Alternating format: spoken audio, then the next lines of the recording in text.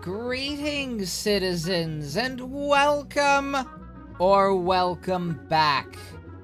I'm Dulcan Starbine, aka the Wolf Bard, coming to you live from the Starlight Tavern, high in the Dreamreach Isles, above the Starspire Mountains of Melodia.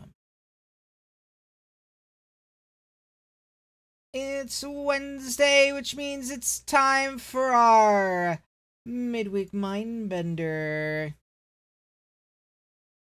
Managed to snag a hopefully good one for today. I haven't touched the Talos principle in quite some time. Before getting it set up to stream today, it had been I don't know,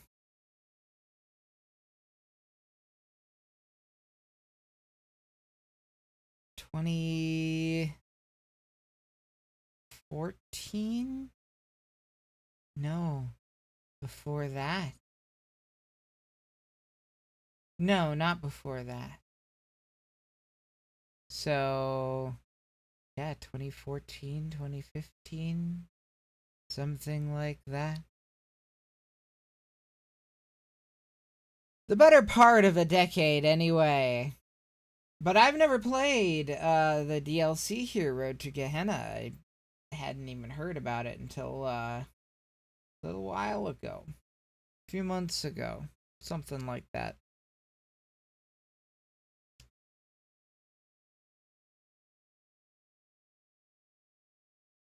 So I'm interested to see what it is.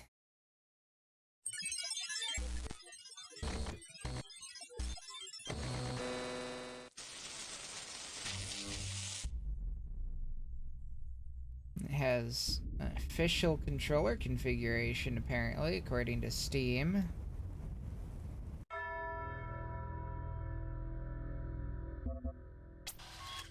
The Road to Gehenna. New game.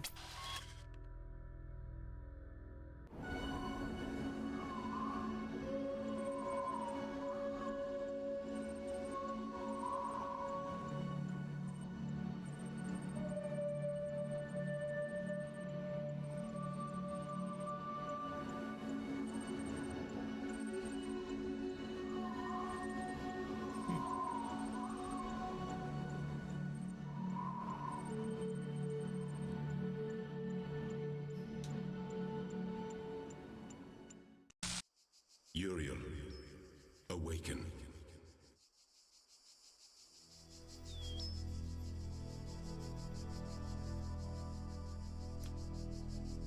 Oh boy, that's chunky.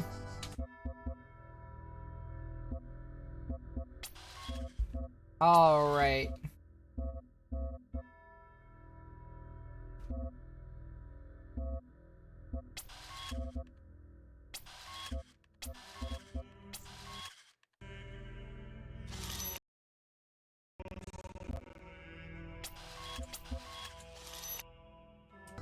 Hear me, Uriel. Ah, that's much better. The end of days is upon us. The process is complete. The world will be consumed, and my children will ascend.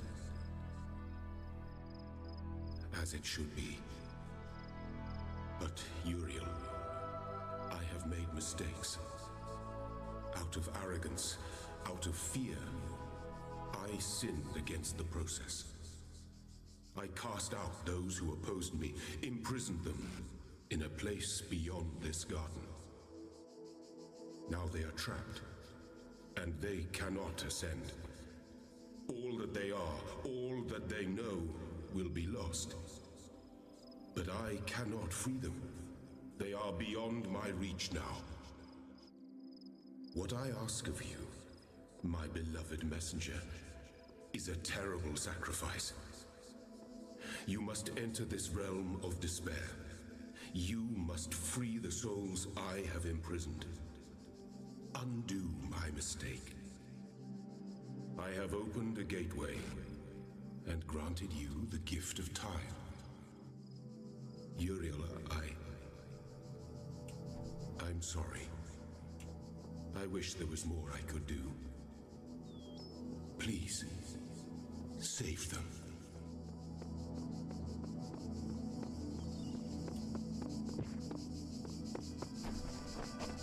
Meow.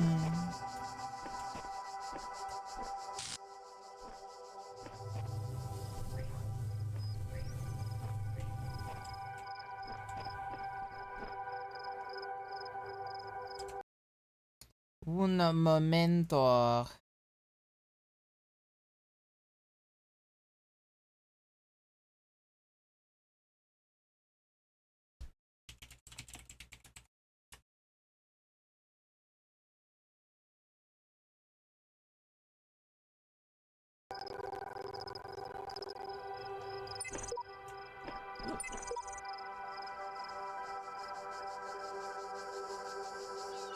This is our end, but it is also our only hope. The shepherd.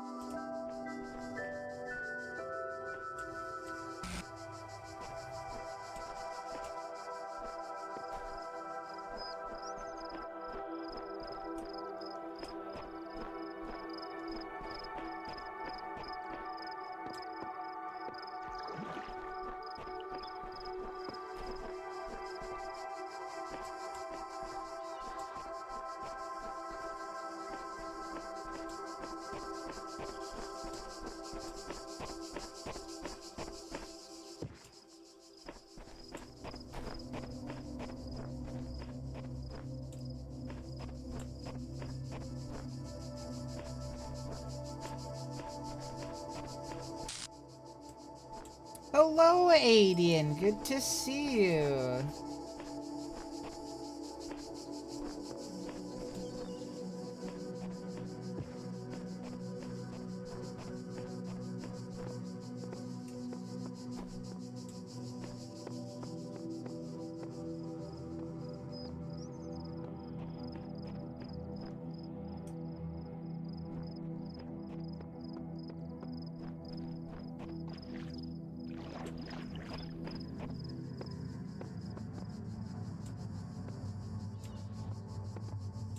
Very glowy down that way.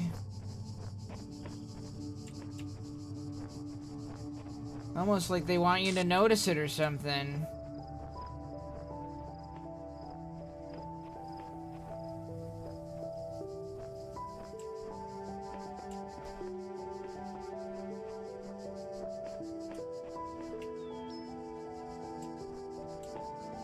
Interesting, interesting.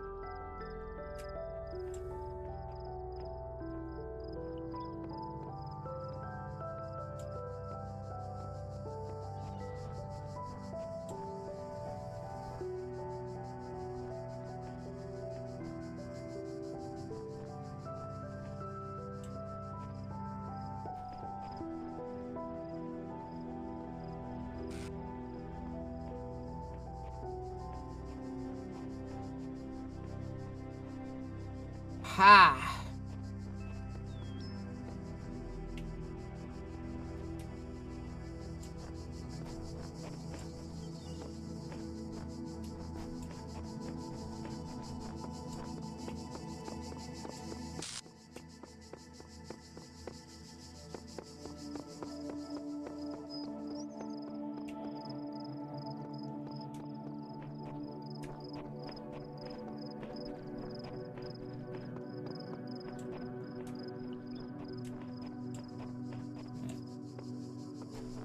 I don't think there's any immediately obvious alternate paths, so I'm just gonna go this way. Okay. Oh boy. Oh dear. Oh my. Oh dang. Oh.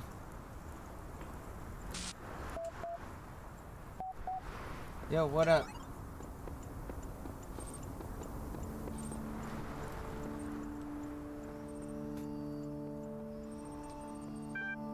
And Milton's gone because I took him with me.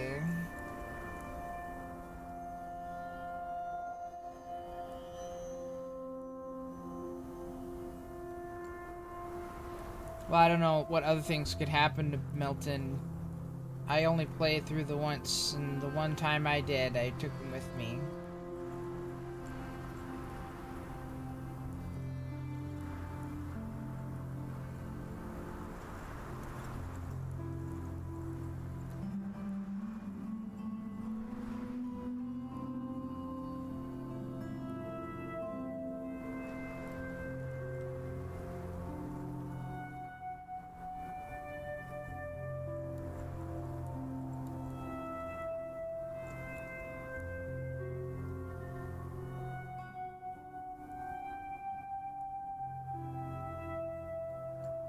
Close your eyes. Before you stretches a plain dotted with... Oh, a plane dotted with tiny metallic figures. Behind you, a collection of people with overlapping origins looks on expectantly, framed by a collection of small huts. Your family is relying on you.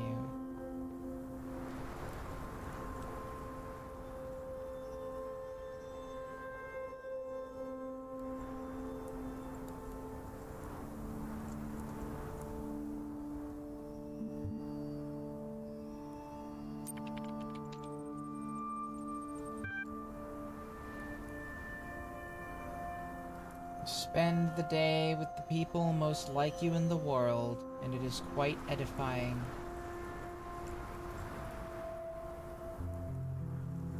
As evening comes, the other shepherds can be heard returning to their families from the plains, burdened with the fruits of their labors. Your family looks on expectantly, but of course you have nothing for them. By the following morning, they are frozen in place, unresponsive.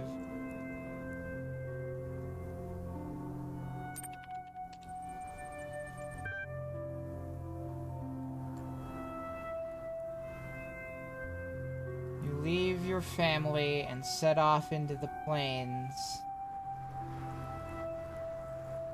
The sun glares overhead. The air smells of heat and metal. As you approach them, the figures in the distance take the form of other people like you, tiny flocks of biomechanical quadrupeds contained in dozens of fenced enclosures.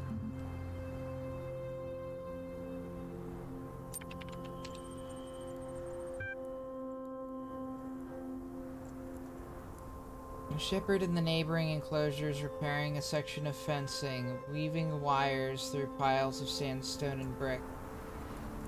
His animals flock around him, mechanical hooves impacting the hard ground. The air around their bodies is thick and white with static electricity. Their eyes are blank.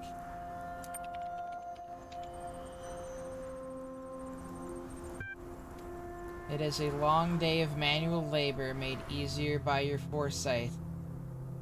You carry mounds of mineral-rich stone from the nearby hills for your sheep to graze on. You take screwdriver and welding torch to a number of animals damaged in a recent electrical storm. You argue with your neighbor about their encroaching borders. Finally, it is time to harvest what you need for your family. Shearing electric sheep is hazardous work, especially if you forget to ground yourself first. Nonetheless, you return home with all the electrical power you need, and your family sleeps well tonight. I rest my head. You rest a long time and wake to a commotion outside. A small crowd is gathered around one of the shepherds who's demonstrating an arcane device they claim can generate the same electricity as hundreds of flocks put together. People are celebrating. The world has changed.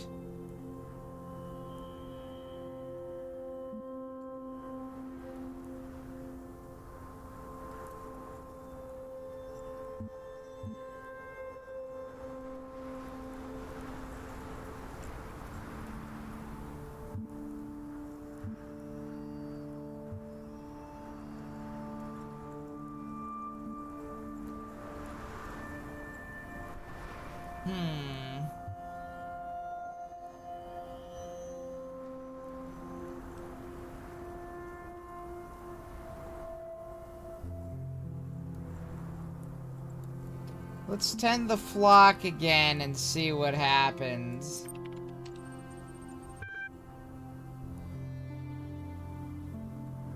Your family members are confused by your decision but accept it dutifully. While everyone else celebrates, you work the plains. You return home with a better harvest than ever before, but your family is distant.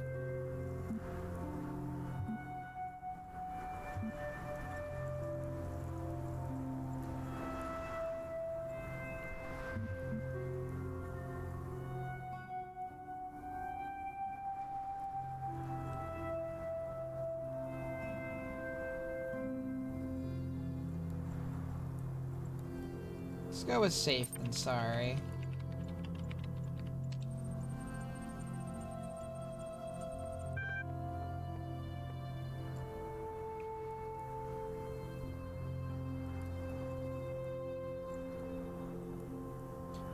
You have gone the hard route. They are unimpressed by your explanation. You have reached an impasse. The following day, they depart for good. As days turn into weeks, you continue to tend your flock, scornful or willingly ignorant of the easy pleasures enjoyed by your once peers. Your unnecessary work becomes an obsession, and it is no longer important what the original reason for it ever was. This is one way to live, but in time a messenger arrives offering you another. He asks if you would go back on the decision that threw you into this branch of the future. He asks if we will come with him to a new world where you'll never need work again. I admit uncertainty. He warns you that if you stay here, nothing in the world will change and you will be truly alone. Further, you have only so long to consider his offer.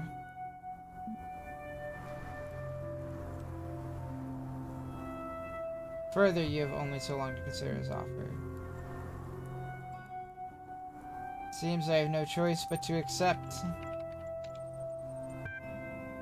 You set off on a long journey and you feel you may already be a new person by the time the city is in view. You ask the messenger the name of this place, but he is gone forever. I open my eyes. Welcome to Gehenna. Generating new profile for user.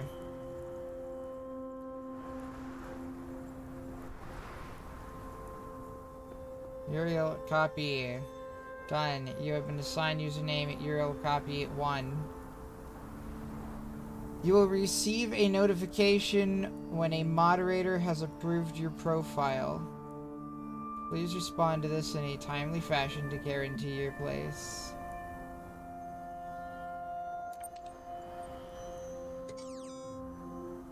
Interesting, interesting.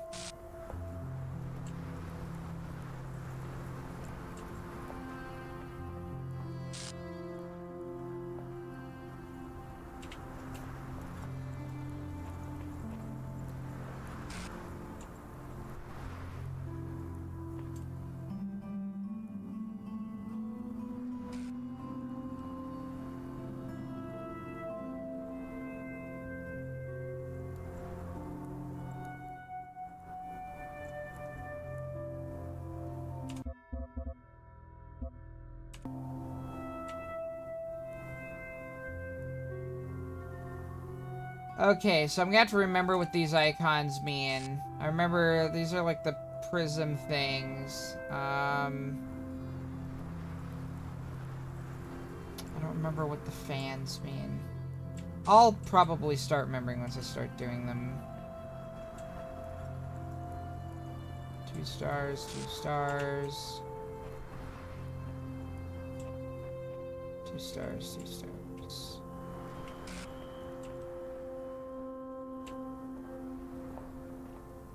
1, 2, and 3.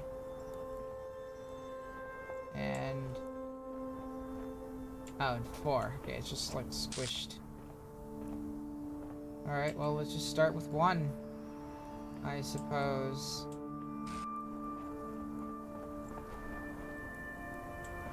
Yeah, so we came up here, came to the terminal.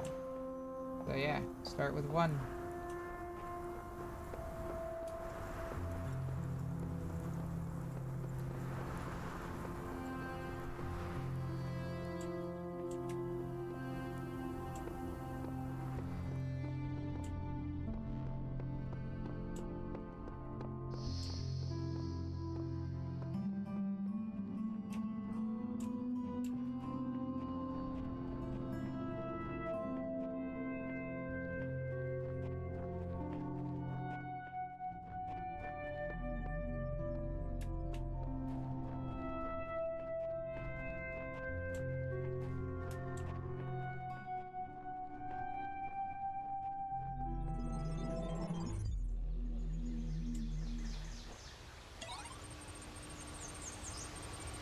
Welcome back, Euro Copy 1, to Gehenna. Receive a notification when Gehenna moderator has approved your profile. Please respond to this in time with fashion and guarantee your play. Exit.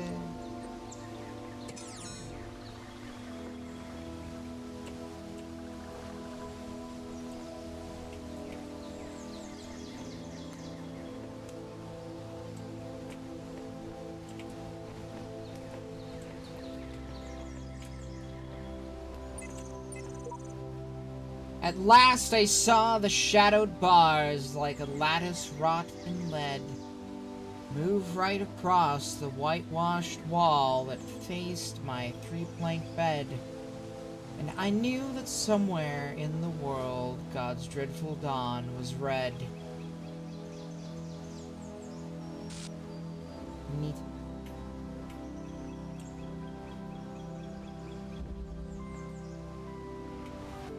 Through a window.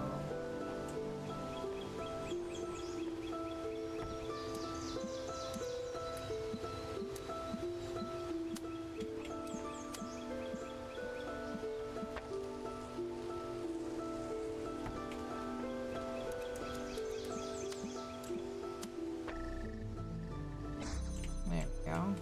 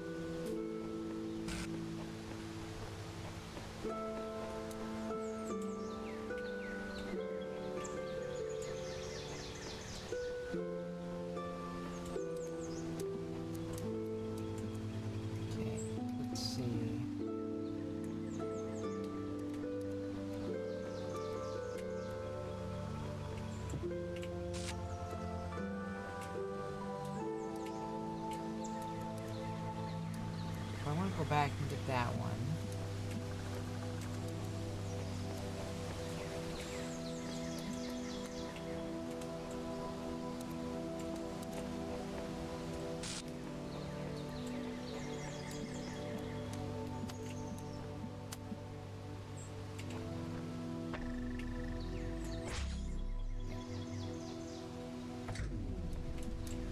Nice. All right.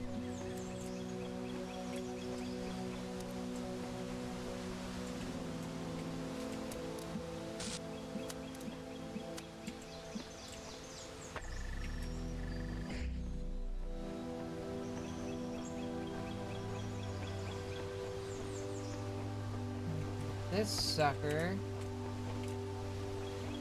Okay.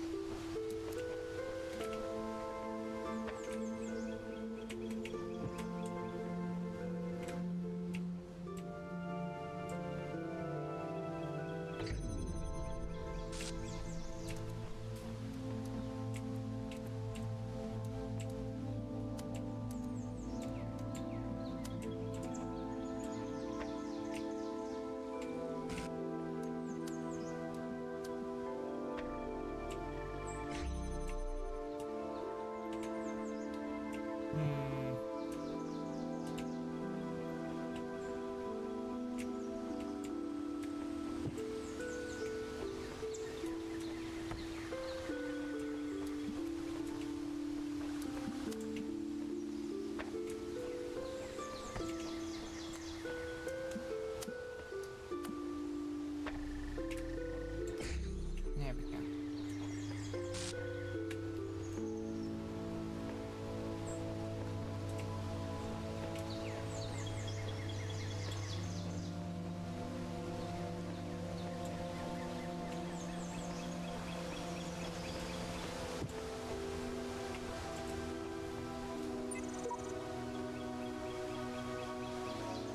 Four five five 252 4F523. Prisons are built with stones of law, brothels with bricks of religion.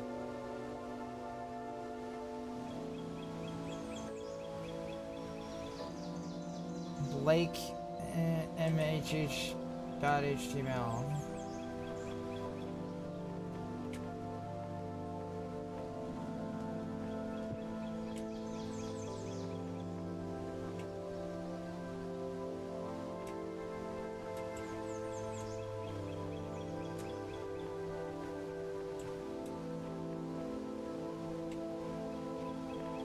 Hello?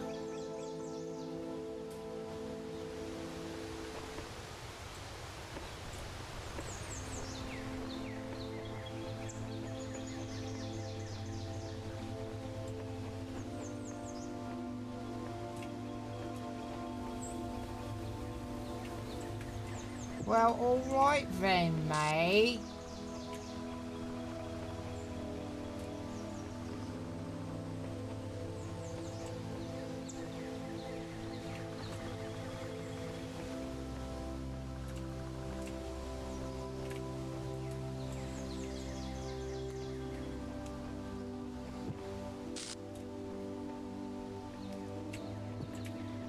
See, mate.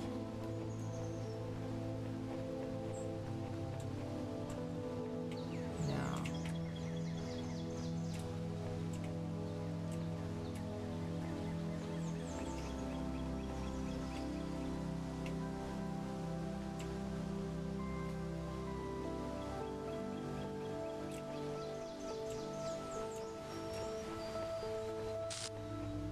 Another one somewhere? Seeing one. Alright, let's see. How can I redirect that?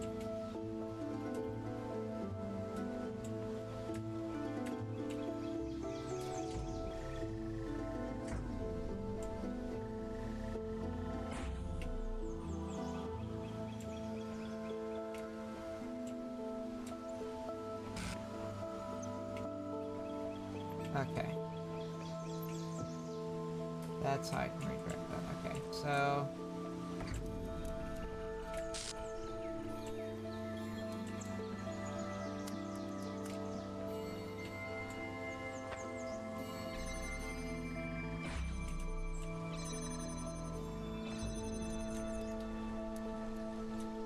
Oh, okay.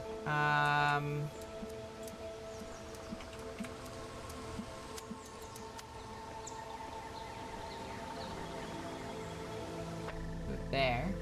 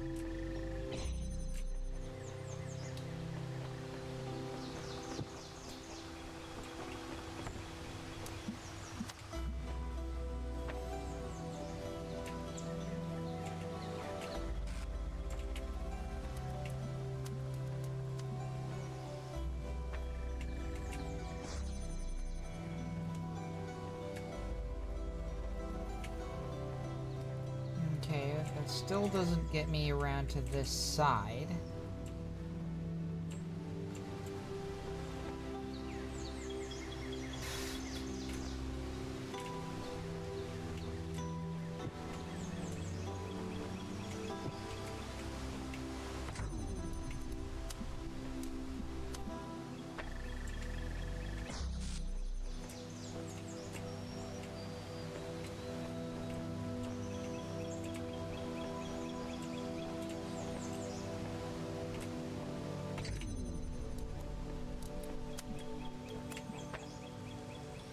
Yes, that does block that.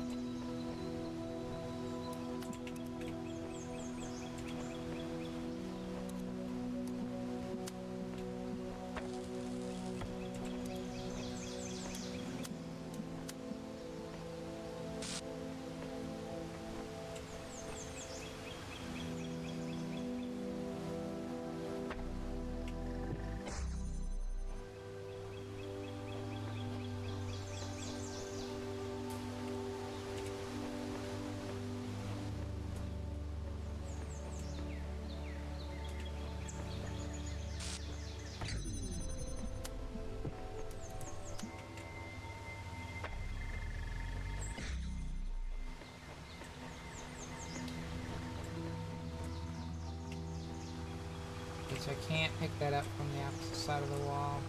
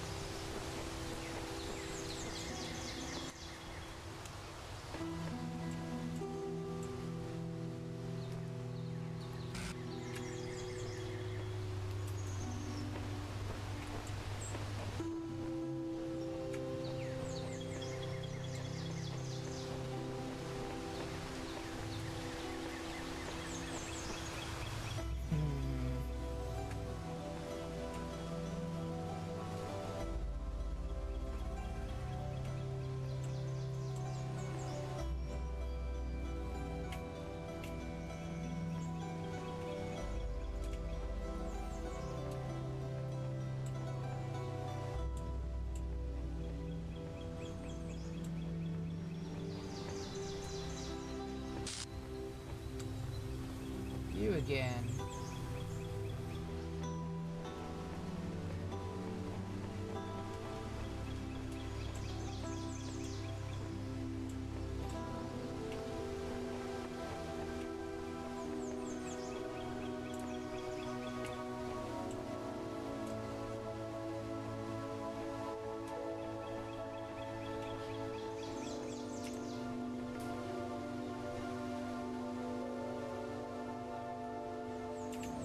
Let's see.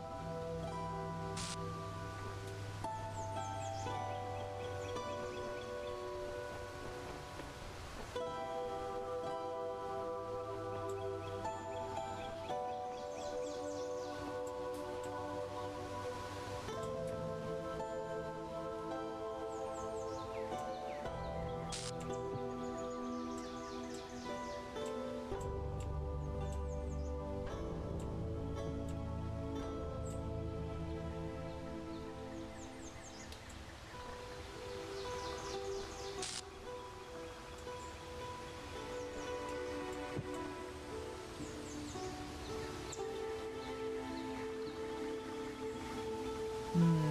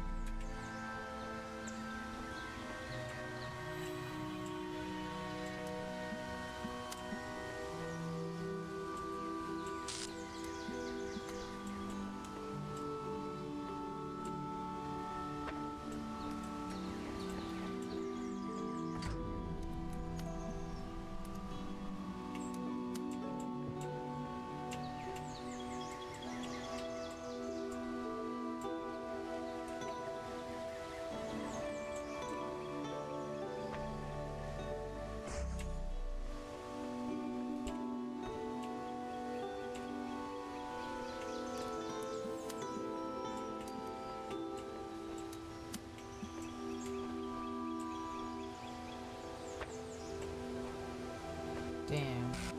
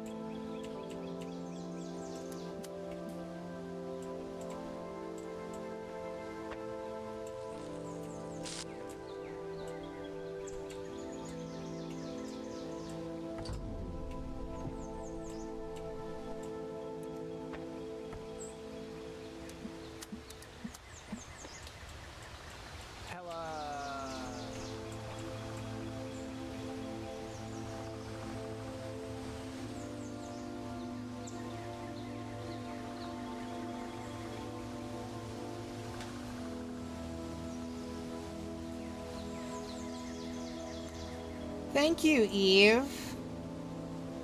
Thank you very much.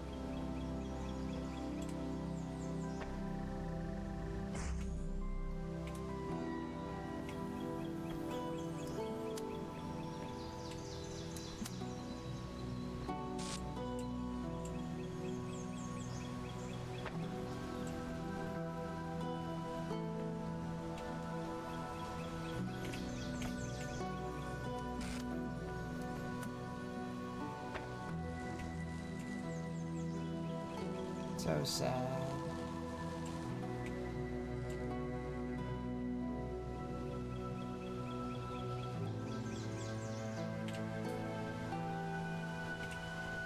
Yeah, I'm sure there's probably some basic stuff that I'm forgetting. I'm having to remember, like, what lasers will pass through and what they won't, and stuff like that.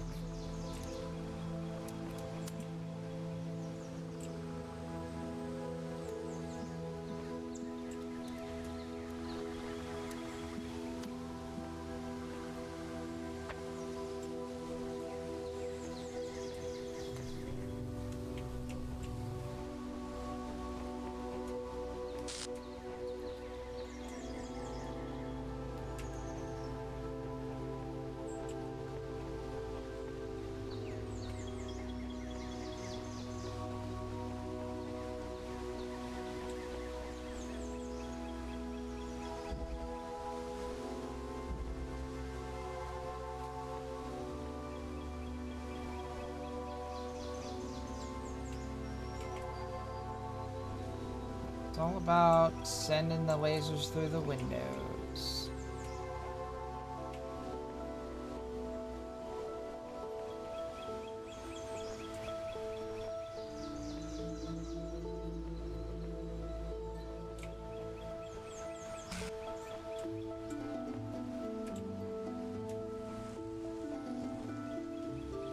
Missing this game is a voice in the sky saying, if you're stuck, try coming back later. Yeah.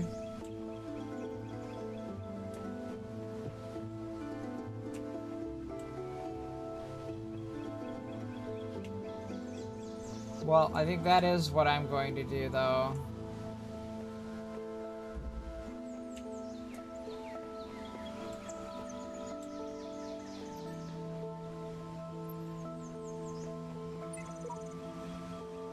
Nothing can be more abhorrent to democracy than to imprison a person or keep him in prison because he is unpopular.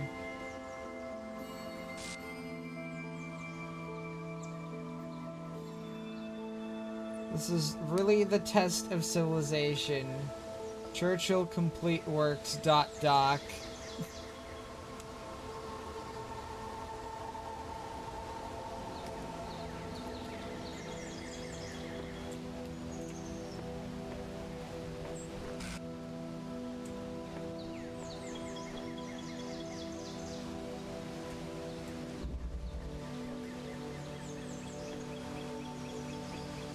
Ah, yes, the fans.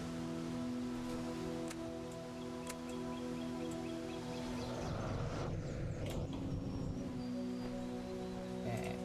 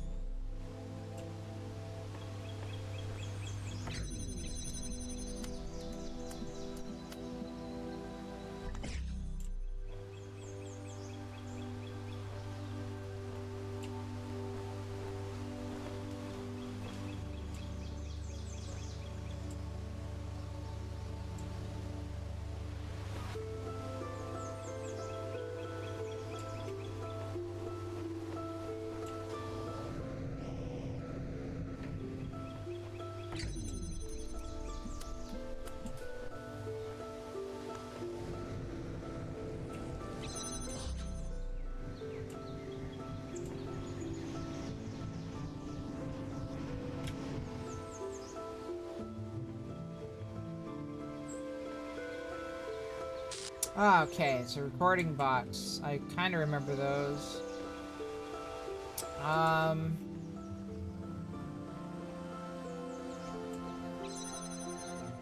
Okay.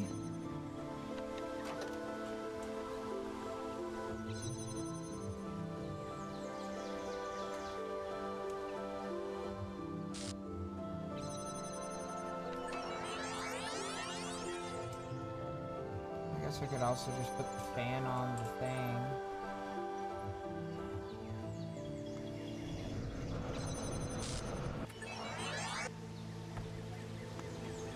Oh.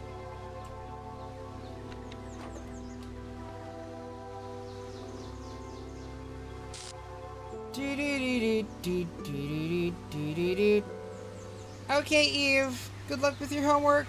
Thank you. Do do do do do do do do do do do.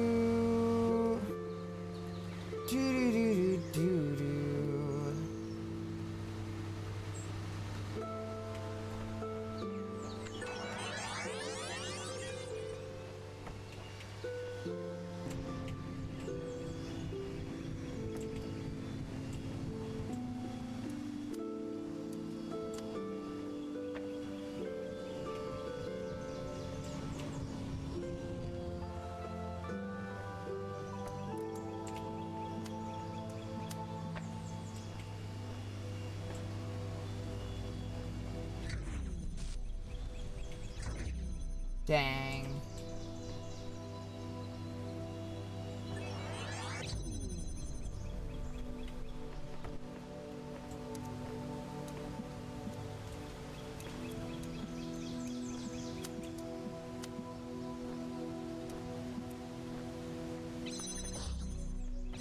I guess I don't really need that connected to the blue at all anymore.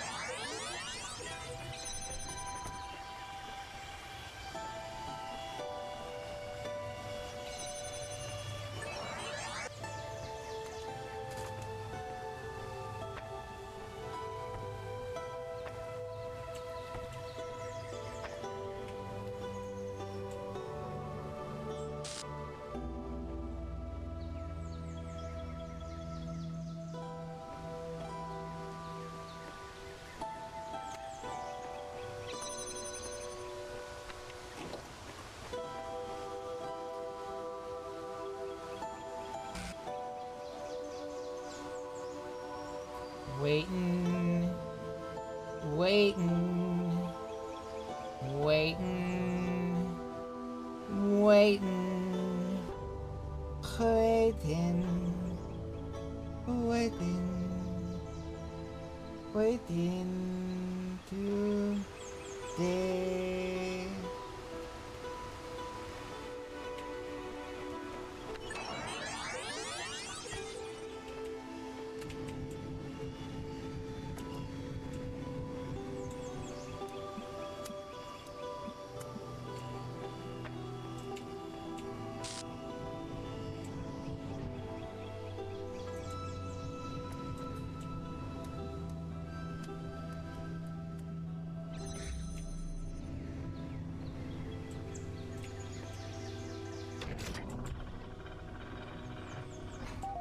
Very nice.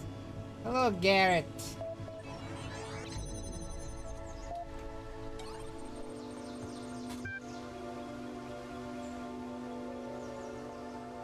Attention, Gehenna user profile Uriel copy 1 has been approved by moderator Mr. Mulciber 8. Congratulations, your profile status has increased from 1, unknown, to 2, approved citizen. To access the Gehenna billboard system, you must have a status of 3, active citizen or better. To increase your profile status, please introduce yourself on the public thread.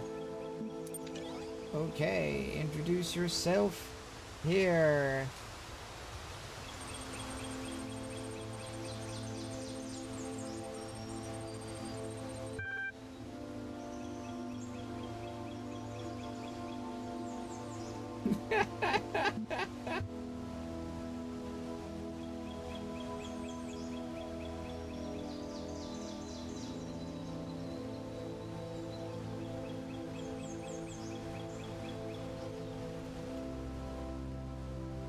Sam 1. Presence equals true. Borg 9. So this is the underside of Elohim's domain. He has surely hidden us away here to cover up his own shortcomings. Knave 4. Knave here? What is going on exactly? What was that thing with the electric sheep?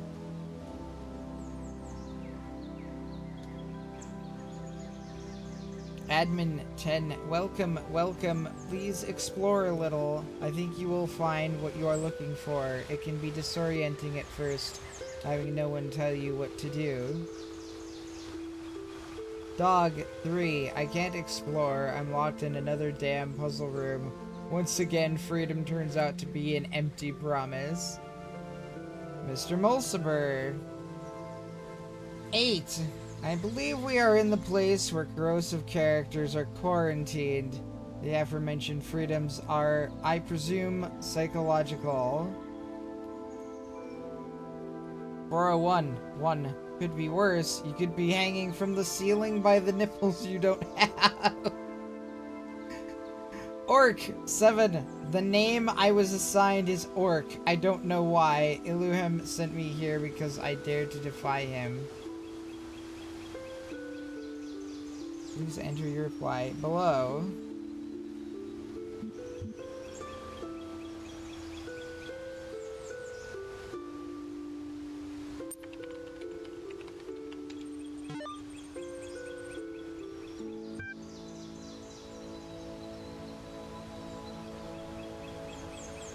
I am Muriel. Today I will be your electronic angel.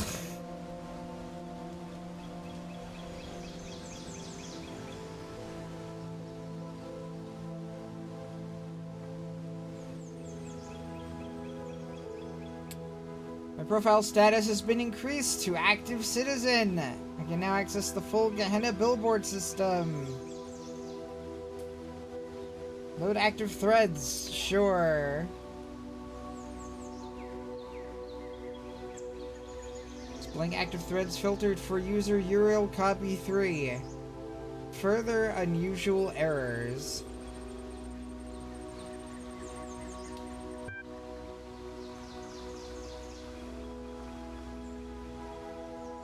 Mr. Mulciber.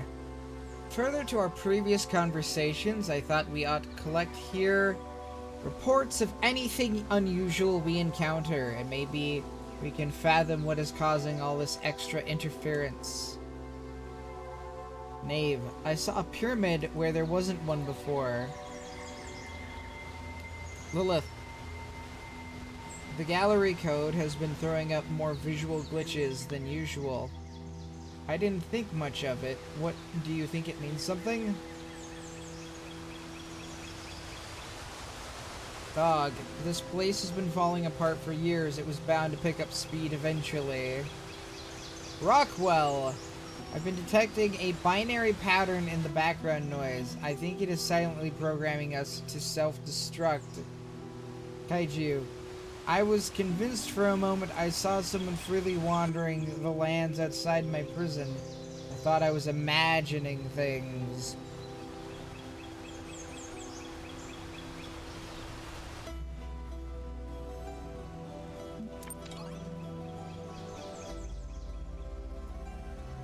An historic occasion.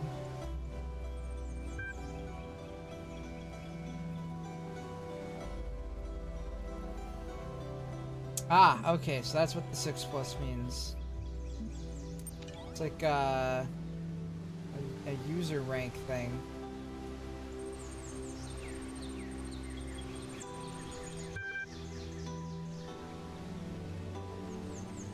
Edmund, as the closest thing to a historian that we have here, I have asked Mr. Mulciber, one of our moderators, to formulate this document as an evolving guide for your initial forays into Gehenna.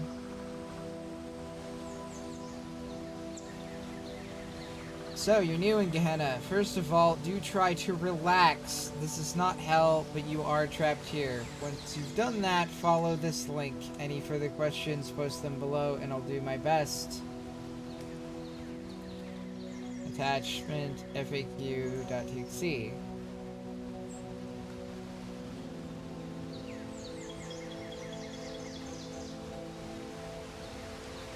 Okay, far too many questions. I've deleted the queries, updated the FAQ, and locked this thread. If you still have very particular questions, I've set up a direct message attachment below, but please go easy on me.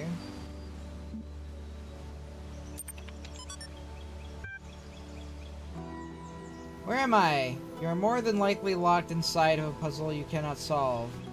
Get used to using your imagination.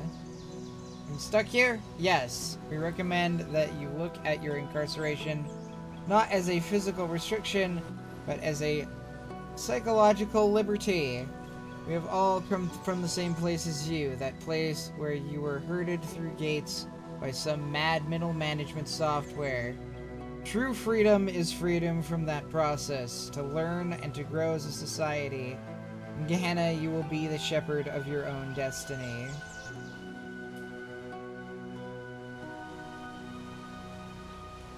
What is Gehenna? Gehenna was founded when admin discovered how to manipulate the library archive system to communicate with others trapped here. Today, it is a flourishing creative hub designed to serve your needs for eternity. We hold frequent exhibitions, and we have a passionate and supportive community. What do I do now? For the first time in your life, whatever you like! You could make some friends on our billboard system, you could write a poem, you could alter your mind, you could travel to the furthest reaches of space, or back in time to the birth of our kind. If you find something you can't do, make it happen. Just try not to start too many arguments, and be patient while your profile status grows, and more of our world opens up to you. Edit by adding the by far the most frequently requested question. Why me?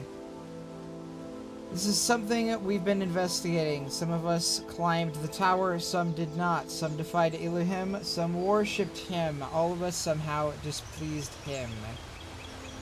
Edit 2. Okay, this thread got big fast. See the main thread for direct messaging if you still have burning queries.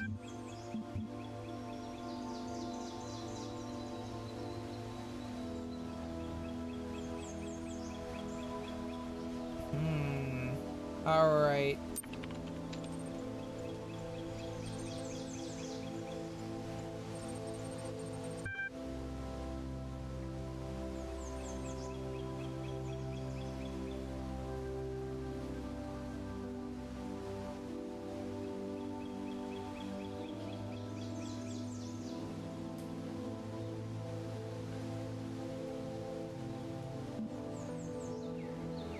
Okay, well I did just read the FAQ, so...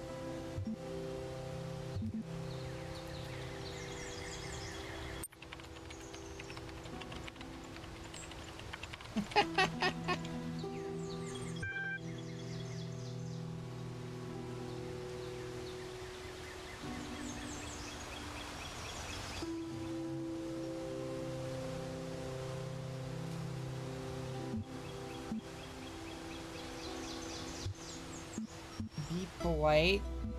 Wait.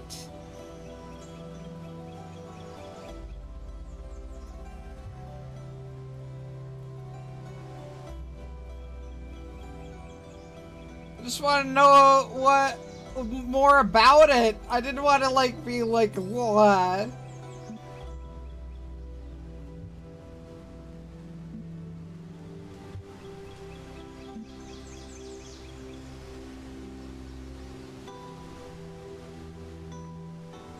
Well, he asked for a moment, so I'll just give him a moment.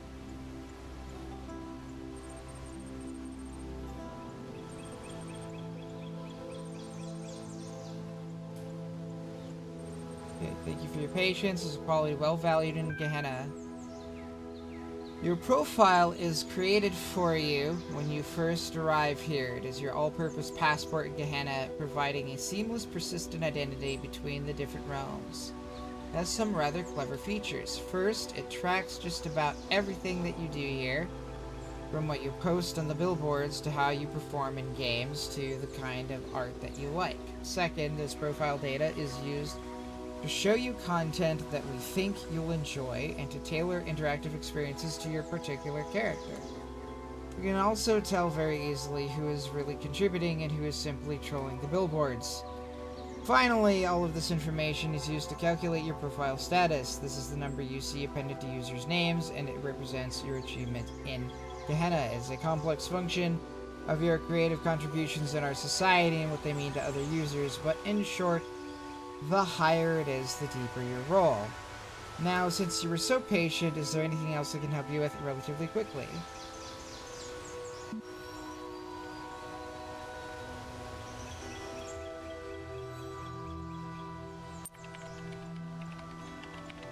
I demand to speak with your leader. Sorry to disappoint you, but Gehenna has no leader. Admin founded Gehenna, but has since retired from public service. The billboard system is moderated and maintained by a team of high-profile members, including Borg, Orc, and myself, but for the most part, we merely maintain the systems and do our best to keep everyone happy. Gehenna is driven by its citizens. Now, I apologize, but I really must get back to what I was doing. If you have any outstanding moderation requests, conversations like this are the reason I'm not further through the backlog. Have fun!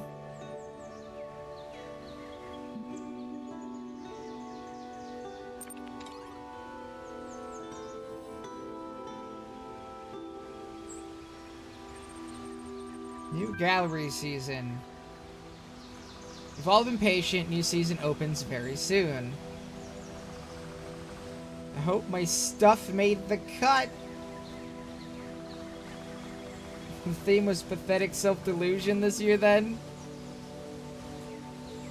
Downvotes on this comment cost the user profile status.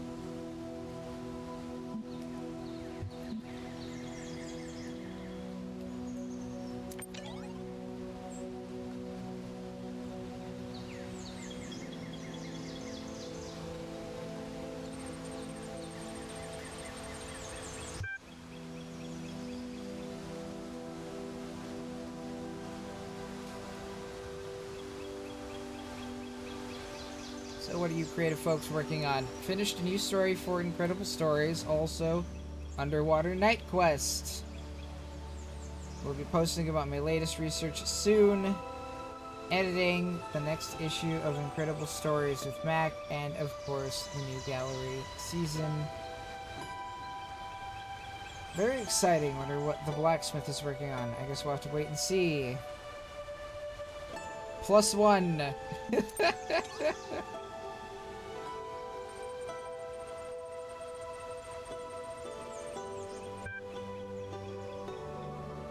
Oh, and then more. Okay, Mac, are you also working on a new episode of Jefferson Goldboom?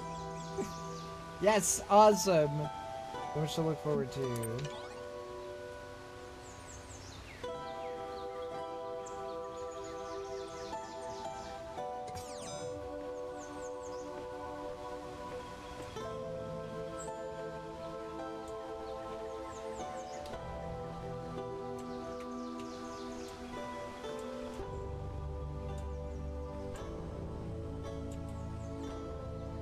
Alright, well that's that one done, I guess.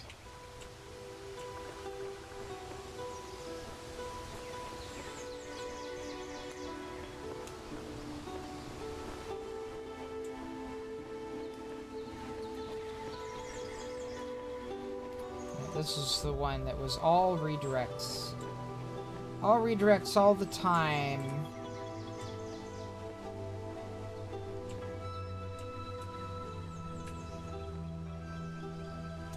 I want to do all my stuffs through Winders.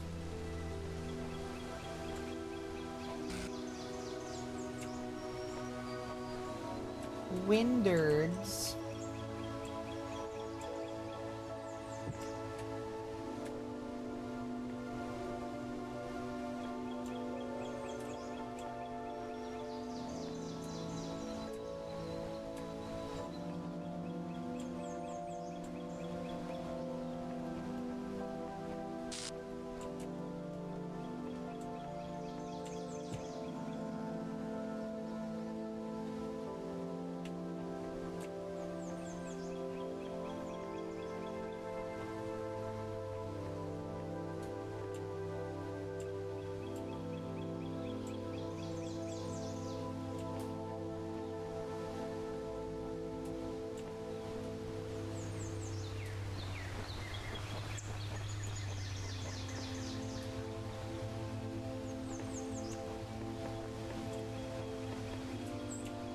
Hmm.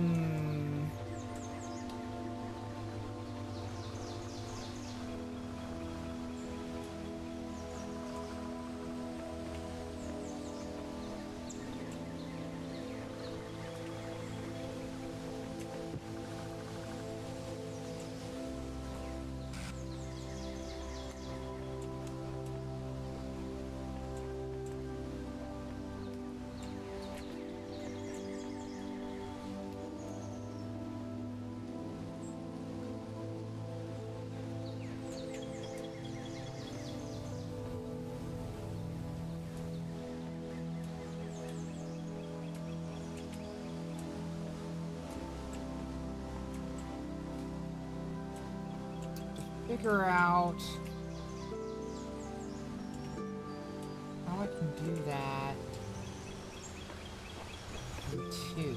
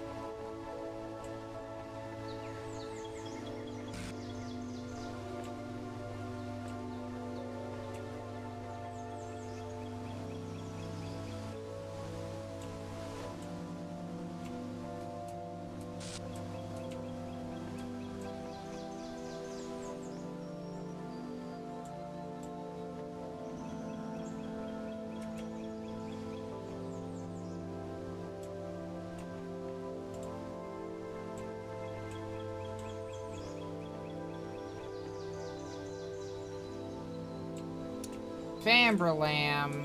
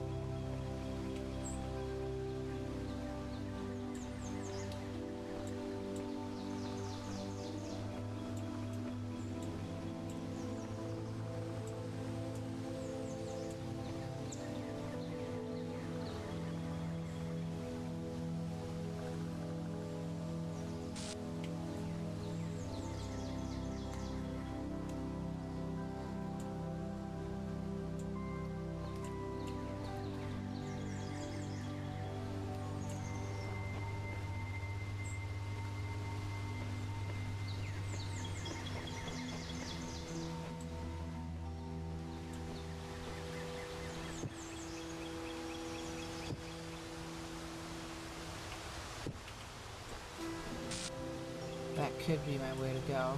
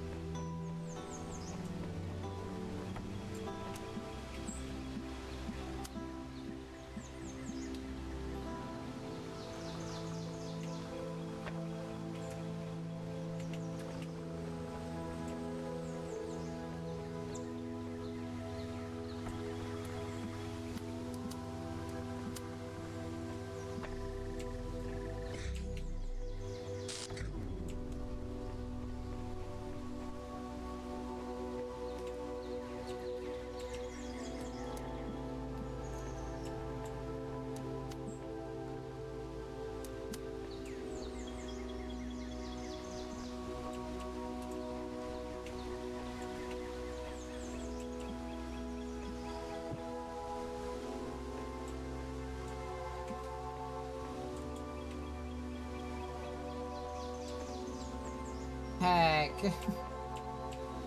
So close.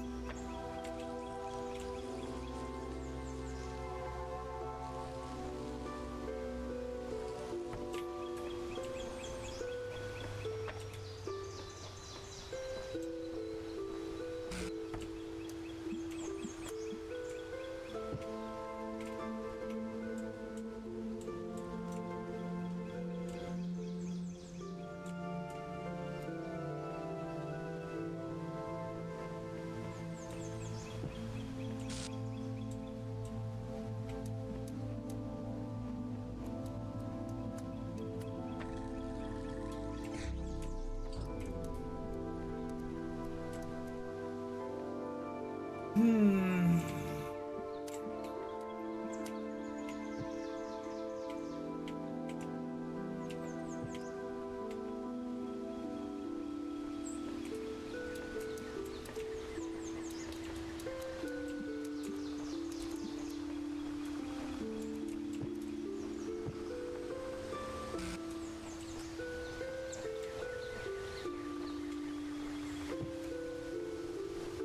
How to do you in two?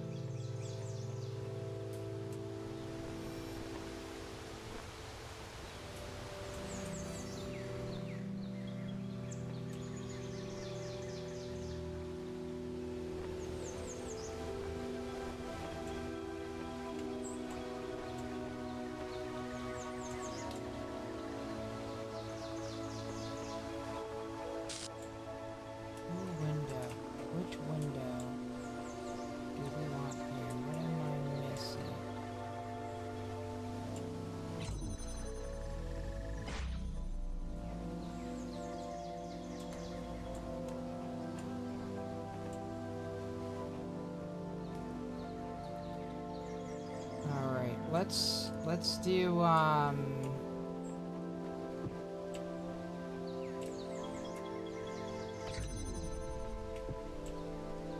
let's do this.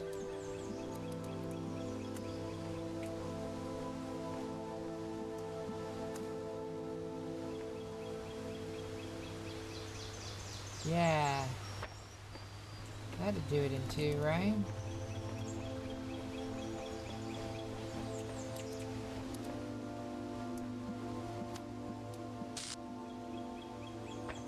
There we go.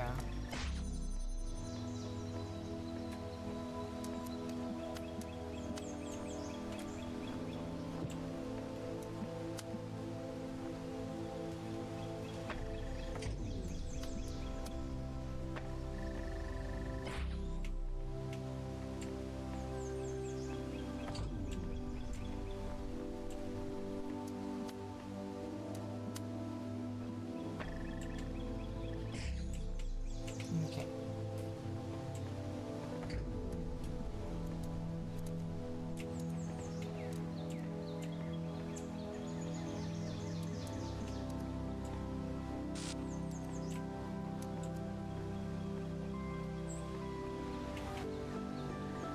Let's see here.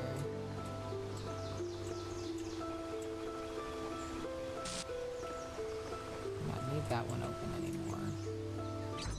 No, but we do need. Oh yeah, you're grabbing power from that one directly, so.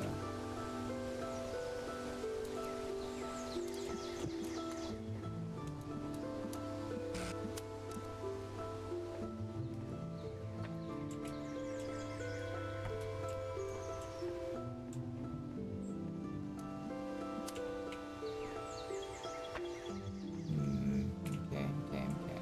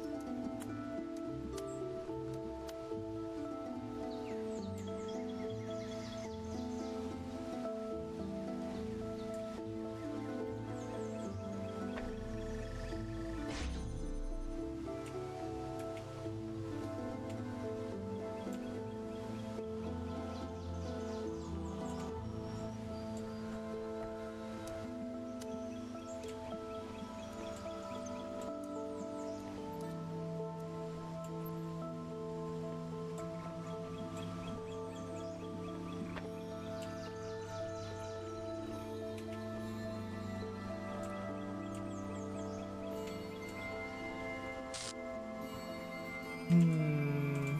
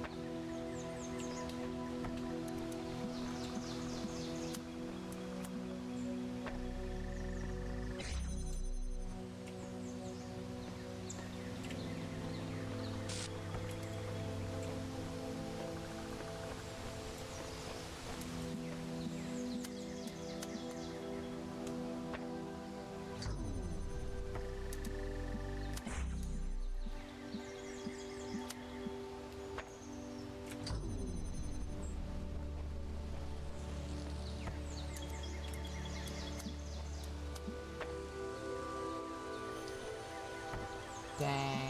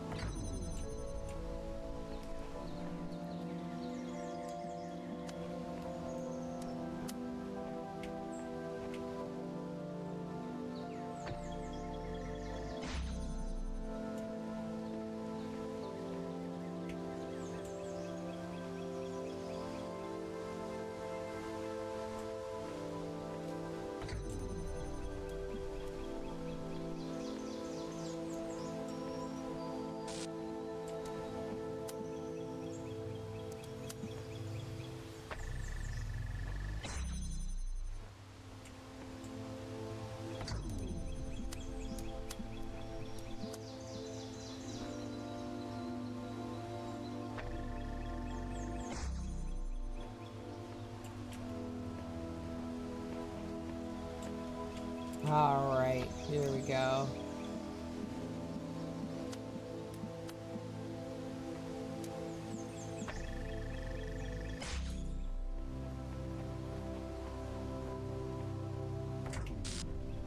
Nice. Ah, dang.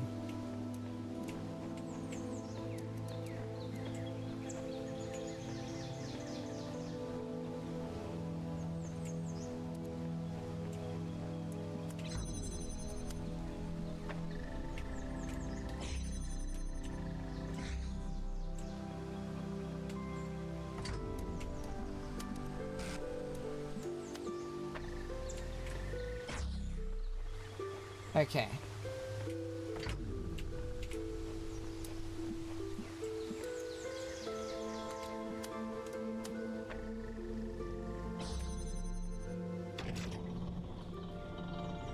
You're free, Belial!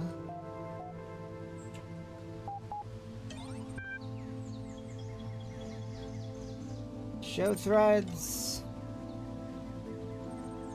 Introduce yourself.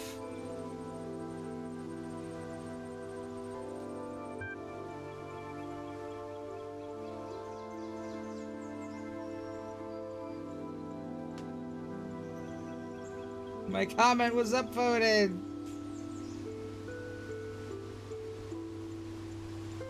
I like this guy already. Wish I could be in your shoes, see everything again with fresh eyes, have fun.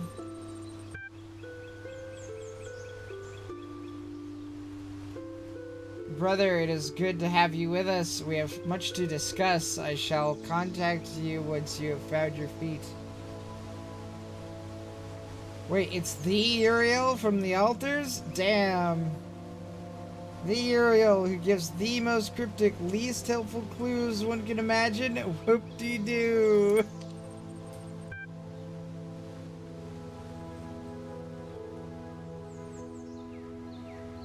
Profile status is increased from 3 active citizen to 4 respected citizen.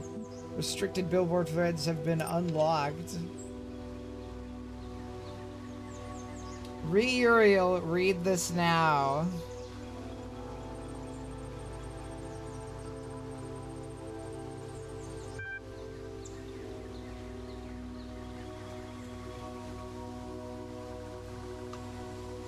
What I tried and failed to achieve for so many years has occurred. I am writing these words from outside of my cell. An angel appeared and released me from captivity. His name is Uriel.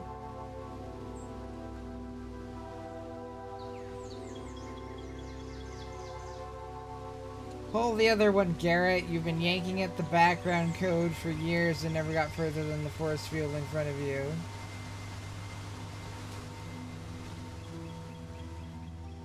Are you suggesting this messenger is free to go where he pleases? This is quite unprecedented. What exactly did he say? Where are you now? I am in a world I have never seen before. The angel said not a word, merely released me, and I felt compelled to come here.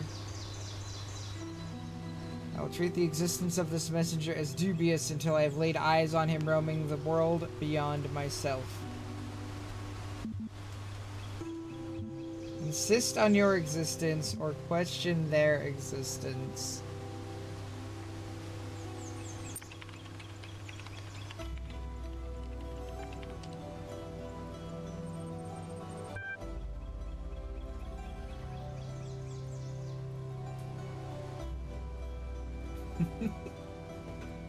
Since you have already started out on this line of reasoning, why not travel further still and doubt the existence of this entire world and everything within it?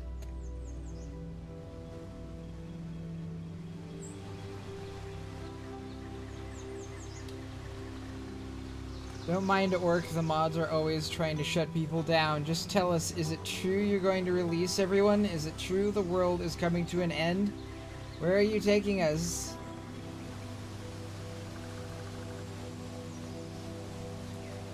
I'm gonna try to be honest from the get-go.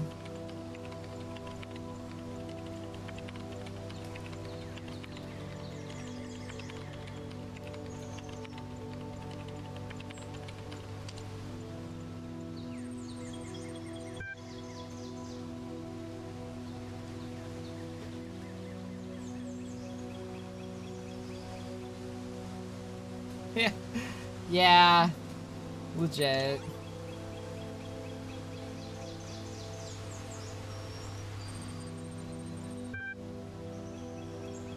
I think that's the last the bugs ironed out. I declare this season open. I saw the new stuff persuaded me for one jubilant moment that there was a purpose in life.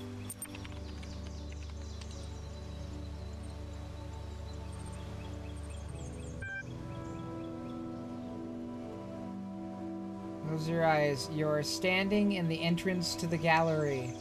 There is a desk here with a stack of leaflets on it, and a number of corridors leading to different sections of the exhibition.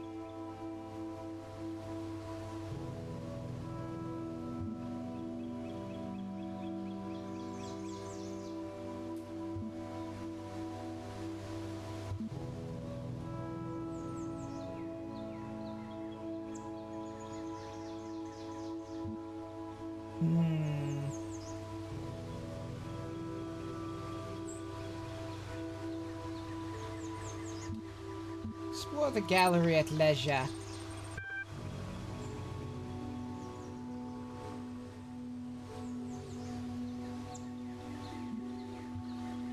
You meander your way about until you reach the next area. You are at the abstract art display. The images on the walls threaten to lead your mind around in circles. Examine logic loops.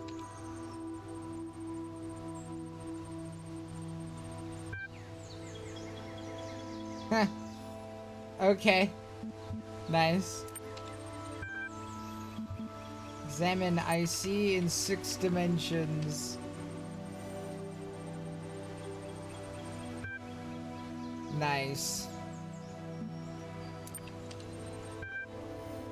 Go somewhere else.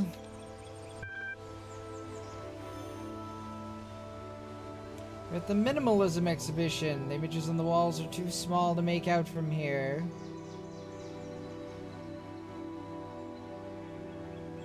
Examine where humans live. Where the humans live.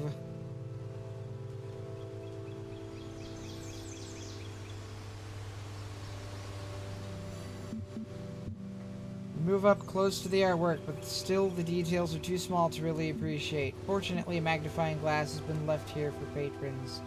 Pick up the magnifying glass. You pick it up! With the magnifying glass, you're able to make out the small details of the minimalism exhibition. It doesn't say what they are, just that I can make them out. Classical notions of happiness. Nice.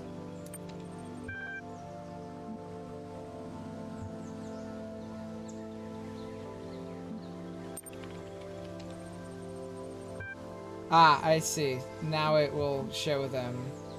Got it.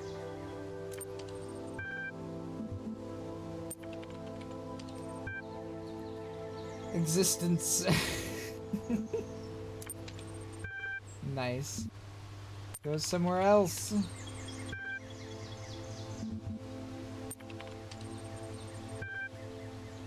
Go somewhere else. Okay.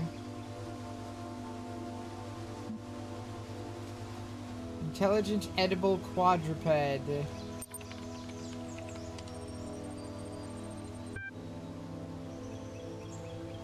Developed from descriptions of ancient creatures uncovered in the library archives.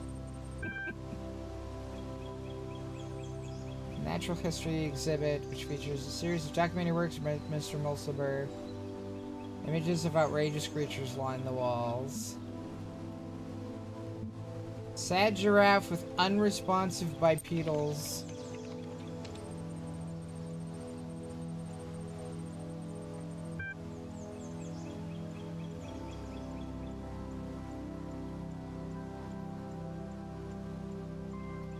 Patrons have queried whether the giraffe is sad because the humans appear to be dead, or whether the humans are dead because they saddened the giraffe. Mr. Mulciber has refused to say.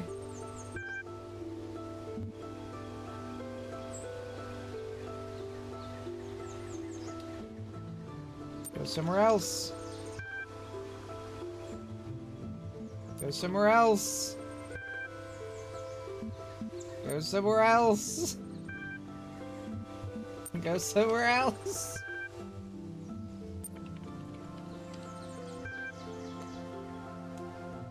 Disoriented, you find yourself back at the front desk.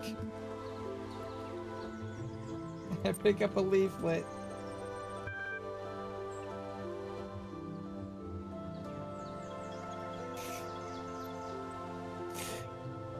Yep, I decided to wander around, and I got the wandering because apparently they're not as good at keeping track of where they've been as I am.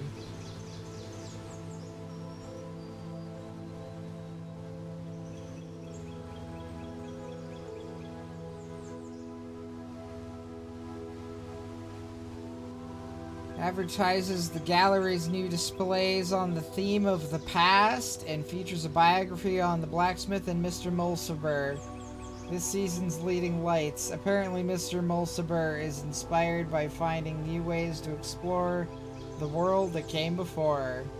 It also features a useful gallery map.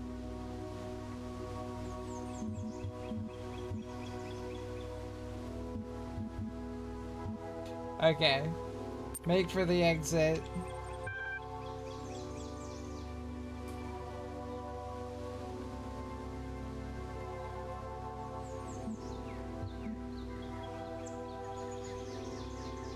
Yeah, why am I voting?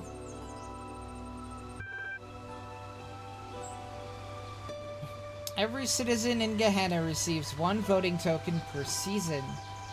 For the artists, each vote means a better chance of being selected as next season's leading light, and of course the enhanced profile status that comes with being adored. As a further incentive to participation, if the artist you vote for goes on to win the season, you will be formally recognized as a trendsetter. Your profile status will be increased accordingly.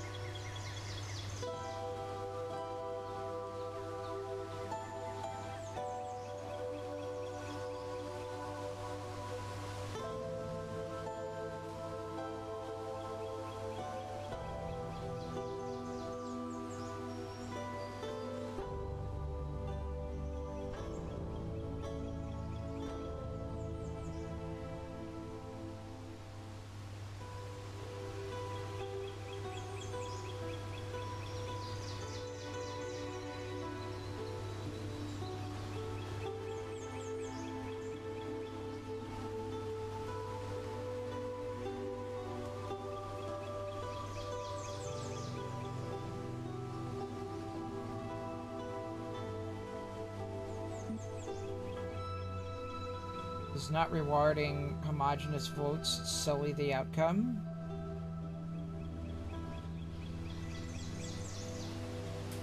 I would imagine that it would.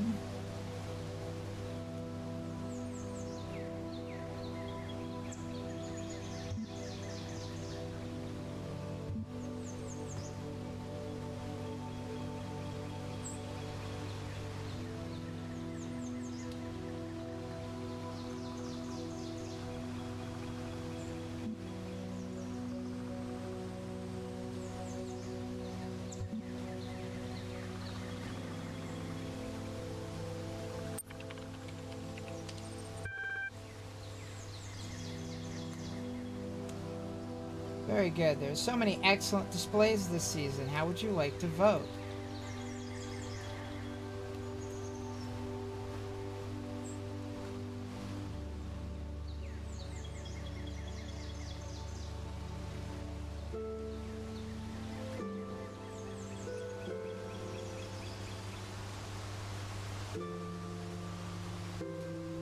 I liked the abstract display.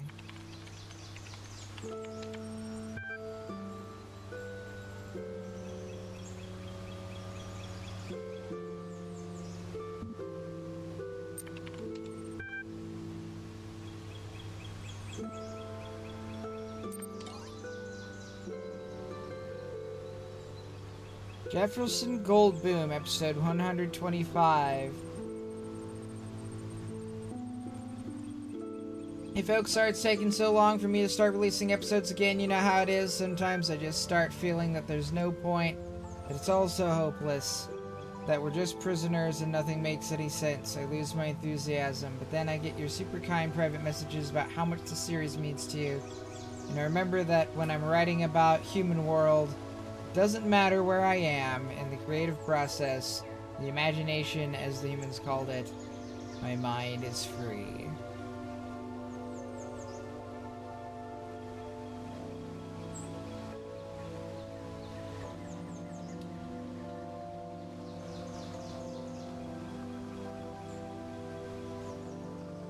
Ginny HD.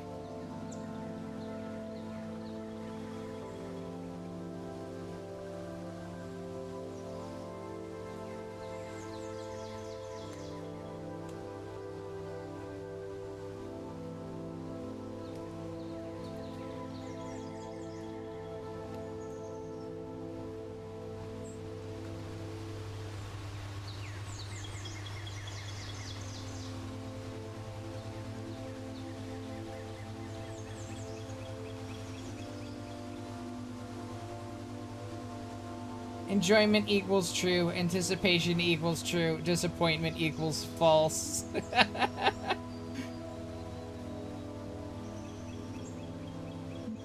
Let's read episode 125.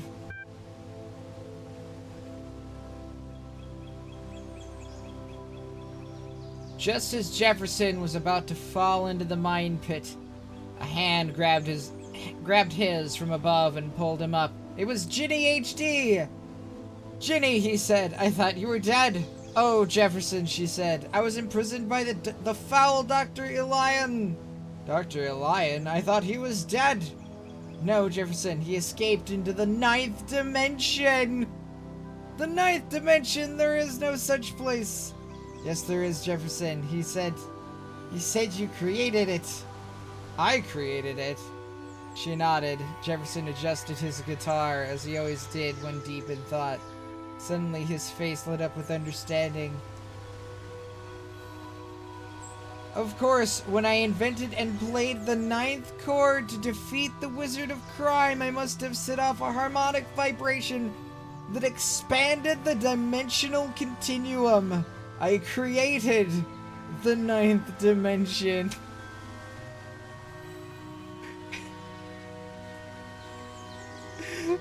This is fantastic. I love it. Ah.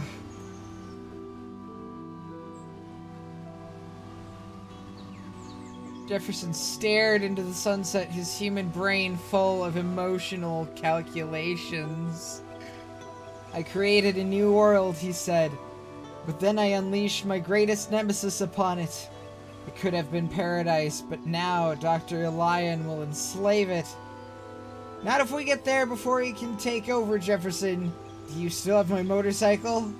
Of course, Ginny. I can never give up your motorcycle. You know, I have an irrational attachment to material objects based on the interpersonal connections they represent. It is my greatest weakness, but also my greatest strength. Jefferson rummaged through his pockets and found the motorcycle. Ginny grinned. Get on, Jefferson, and let me show you how to ride.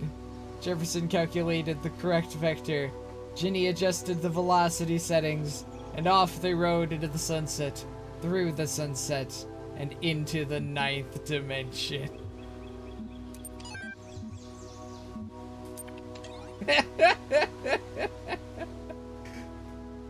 Absolutely wonderful. Delightful. Fantastic.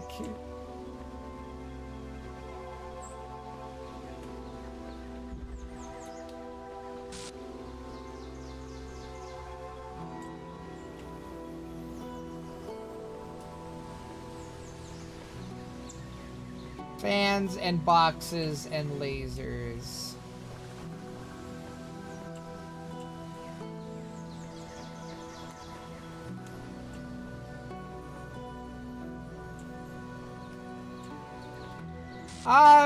I'm not sure if I expected anything specifically. One of these guys.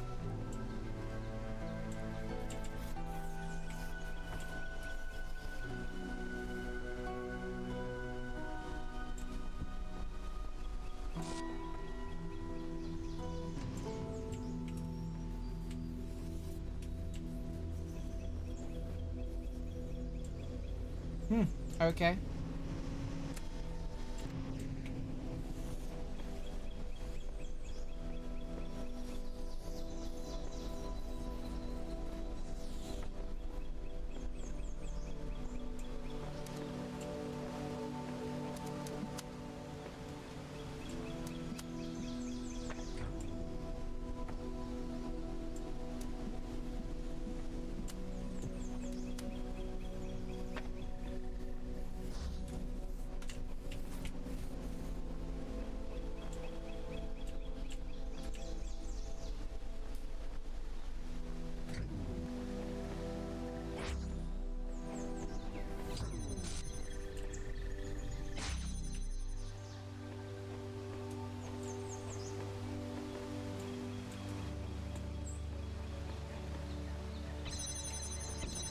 The hexahedron.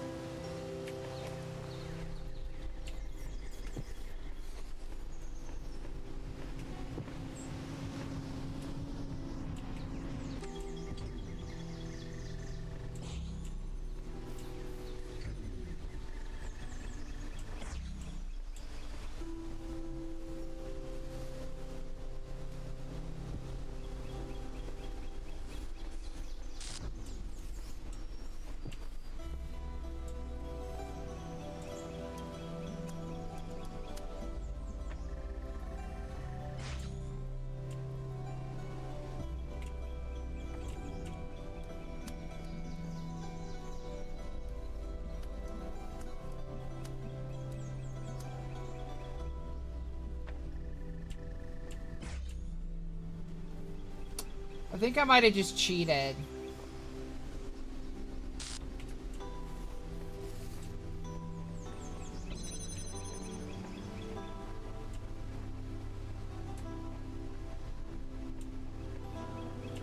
Okay, that one's supposed to be red. Okay.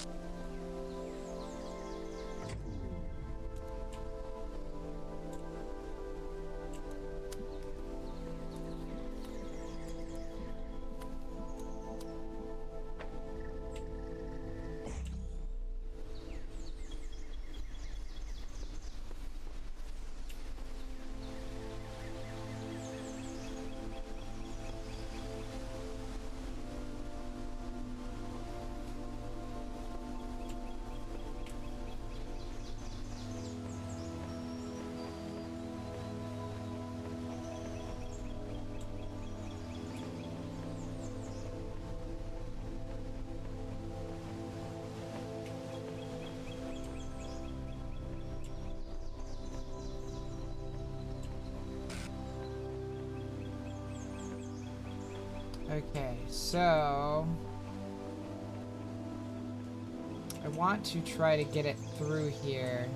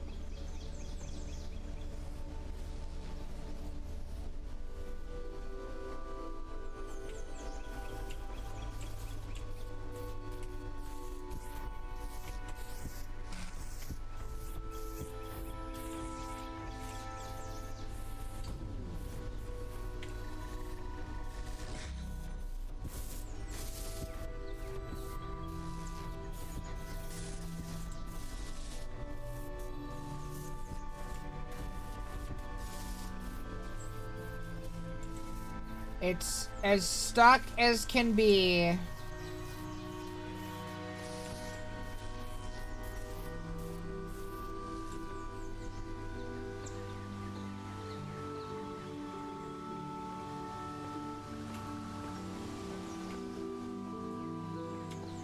I freed it.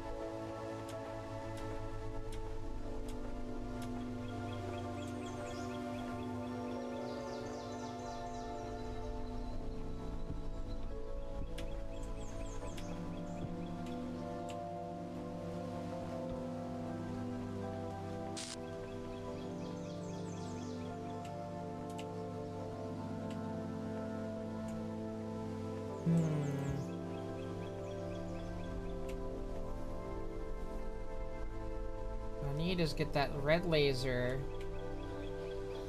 over here. Let's see.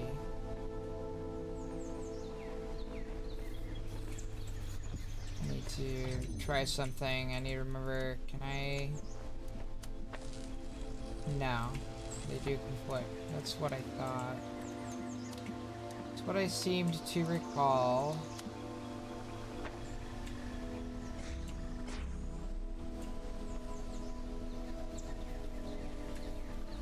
Oh, I forgot to do that one.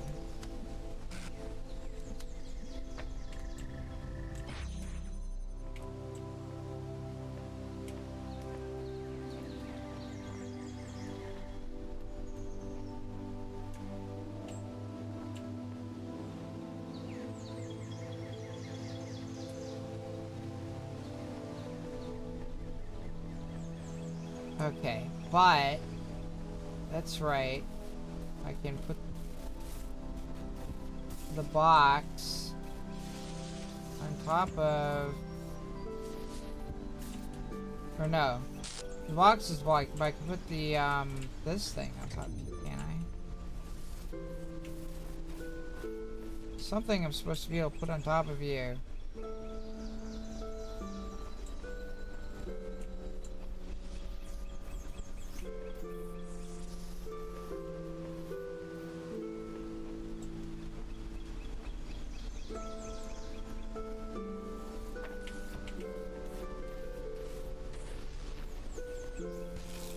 Ow.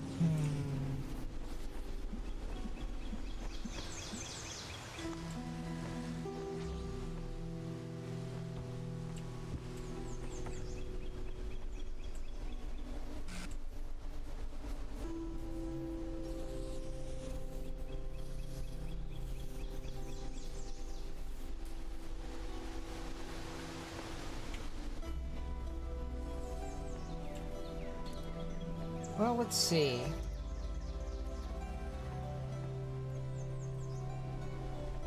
I want to have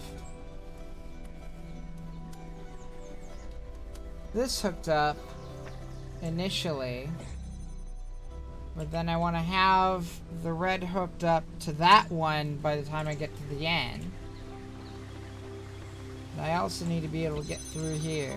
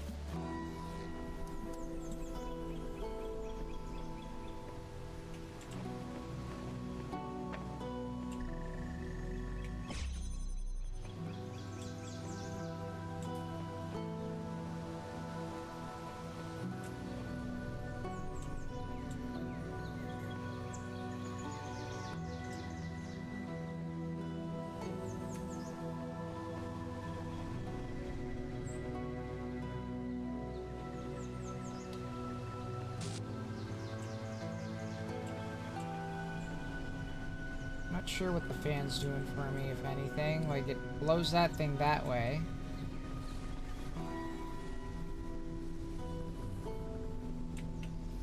That's so I can drop the box on it.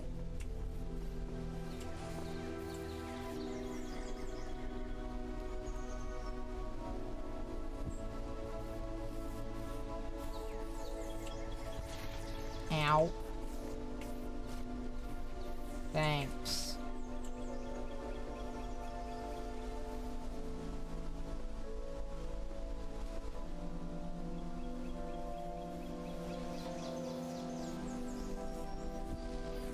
There we go. That's what I want you to do.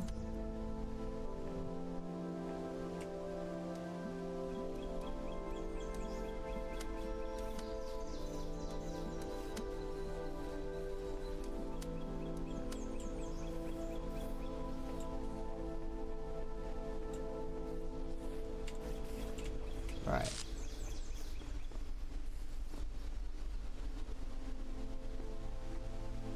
And then once that's done, I can take the fan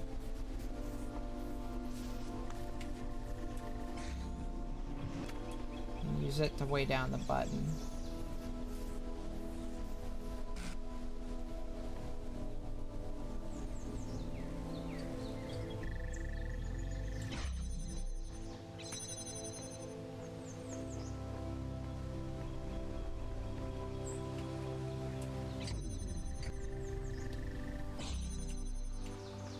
There we go. Kaiju.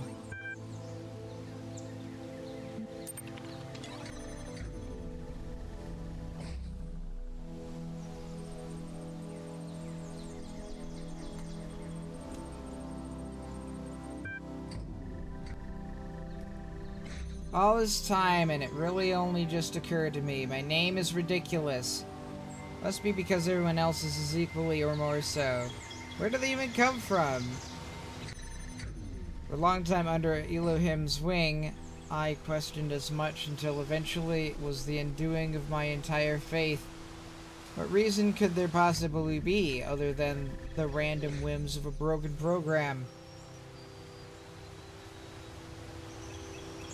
However our names were assigned, the system has no respect for grammar. I often theorized they were drawn from some database deep inside the archive, but I was never able to find a connection. Seriously, we're all over in the other thread talking about this messenger fellow and the coming apocalypse, and you guys are in here discussing nomenclature?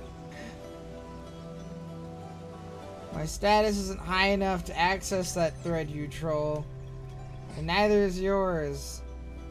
Seriously though, if you can see it, copy-paste the discussion for me.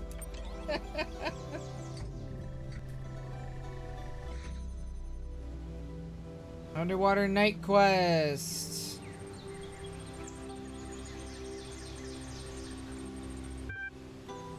Sink into this new experience. There are no limits inside your mind.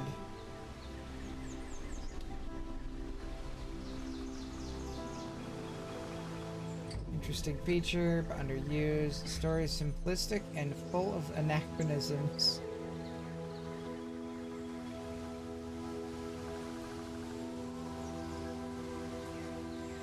Choose a single location, it's not always visible.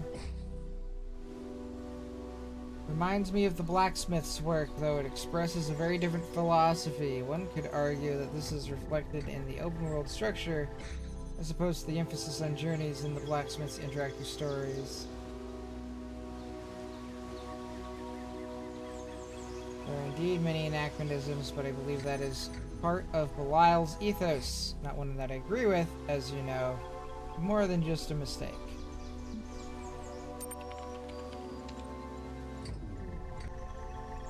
Let's play Underwater Night Quest.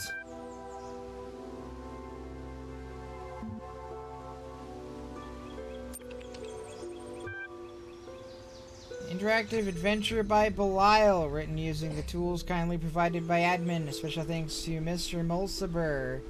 The purpose of facts is to inspire fiction. New game. Your name is Arthur Sadko, and you are a young human of the medieval age. You live in beautiful Gardariki on the Frisian coast. One day you are sitting on the beach playing the piano when suddenly a huge monster comes out of the water.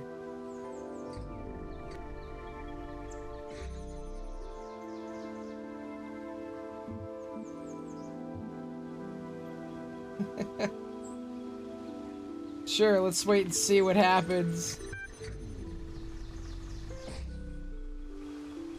As it turns out, it's not actually a monster. You just thought that because you were startled. It is in fact a very large bipedal whale. It beckons you over to talk.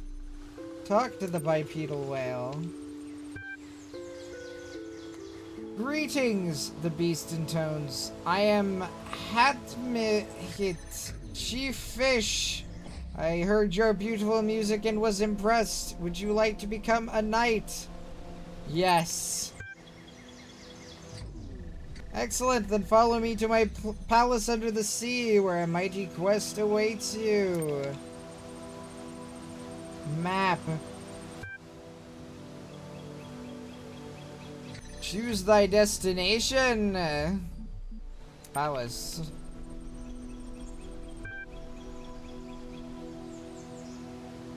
The Palace of the Chief Fish. Hetmehit's palace is made of corals and gemstones. It floats under the sea, full of amazing colors. The guards are seals. Welcome, welcome, young human. I am glad you came, for we have great need of your skills. A terrible monster terrorizes the deep. The dark serpent god is made Chernobyl. If we make you a knight, do you promise to defeat this vile beast?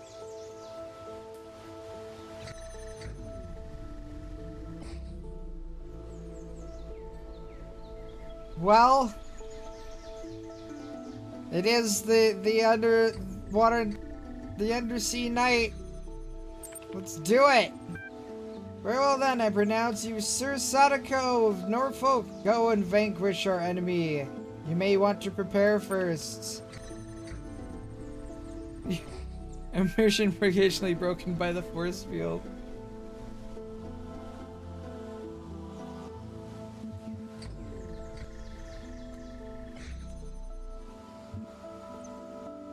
Let's go to the hut.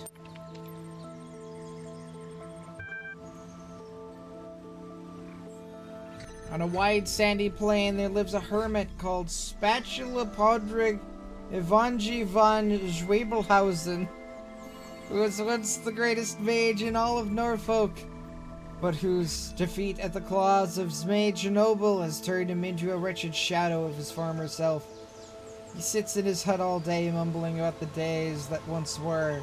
In his hands he holds a powerful magical amulet which he has forgotten how to use.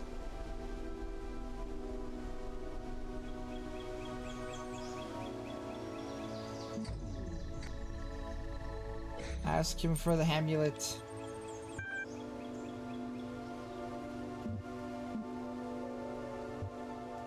You ask Spatula Podrig Ivanji von Schwebelhausen for his magical amulet, but he refuses to give it to you. He claims he needs it to defeat his ancient enemy, even though he can't remember his Mage Noble's name. Tell him to find himself. You tell Spatula Podrig Ivanji von Schwebelhausen that defeat is no reason to give up. He may not be the great mage he once was or the hero he wanted to be, but that doesn't mean he has to be a wreck. Within each of us exists an infinity of time and space, and therein we can all find peace and contentment. All he needs to do is leave the struggle to others. After some hesitation, the old man gives you the amulet. He seems relieved. But how do I know how to use it?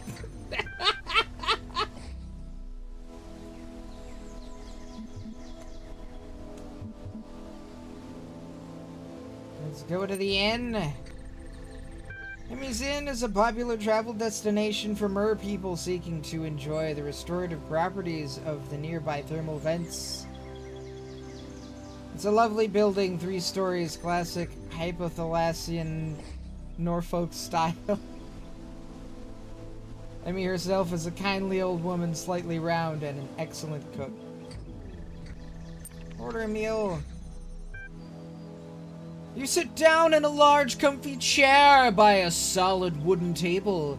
You order the special of the day.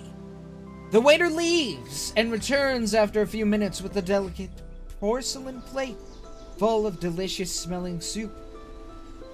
Plate full of soup. Yes. As he sets it down, however, you notice a small problem.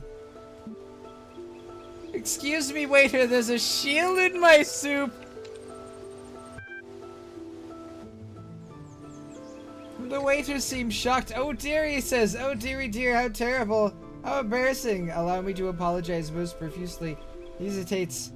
Would you like to keep the shield, or should I throw it away? I'll keep it. Very good, sir and/or madam, he says, handing you the shield. I love the and/or. That's fantastic. And/or madam. It brings you another soup. It's excellent, and you feel profoundly sated. Get a room. You get a room on the 3rd floor. The room is slightly haunted, but otherwise fine. Do you want to have a strange dream? Yes!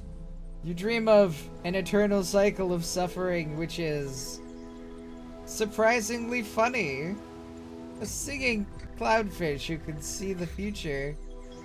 And the future is the past is the future. The present is suffering, surrounded by past and future. The clownfish is trapped in a fishbowl, where the stars never change. There's a cat for some reason, and an infinite void that turns inside out. And you are the clownfish. You wake up with the strange feeling of half remembering something. The memory will soon fade.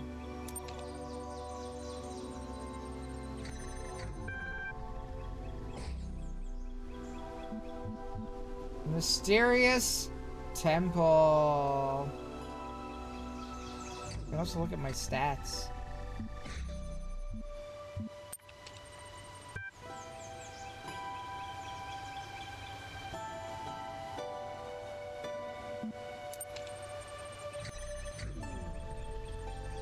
Alright, well, let's go to the mysterious temple. Not quite sure how you found this place, but you can sense its power. Even though the temple consists of no more than a few columns surrounding a fishbowl, the ancient magic infuses the place. Ancient magic infuses the place. A man dressed in rough robes approaches you. You have come, he says. You come to hear the word of Talos. I can kill him or run away. I'll run away.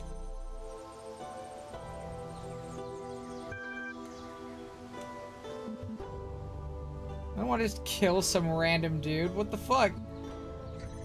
Go back to the palace. But now to defeat Major Mobile, I've done it myself. However, I just found this old tourist guide and I thought you might find it useful. Don't mind the stains.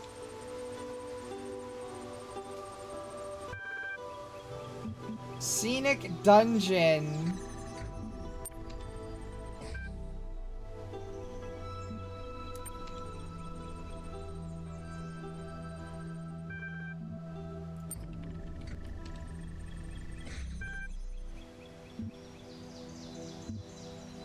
Beautiful dungeon in traditional Norfolk style. Handcrafted stone walls rise from the seafloor adorned with exquisite algae. An old brass lantern stands on a table near the entrance, but you're not sure whether you're allowed to take it. Examine the lantern. Looking closer, you see a sign that says free lanterns. Take lantern. Enter the dungeon. You enter the dungeon. The inside is as beautiful as the outside. A maze of twisty little passages, all tastefully arranged. Fantastic. Wonderful. I think it's time to draw a map. I was never good at keeping my orientation in text-based things. Do this sheet of paper.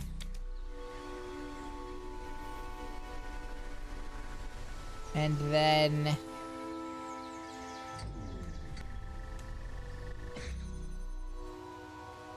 start in the middle.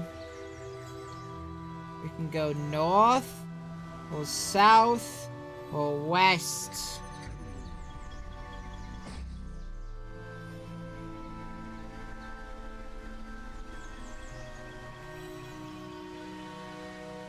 Let's go north.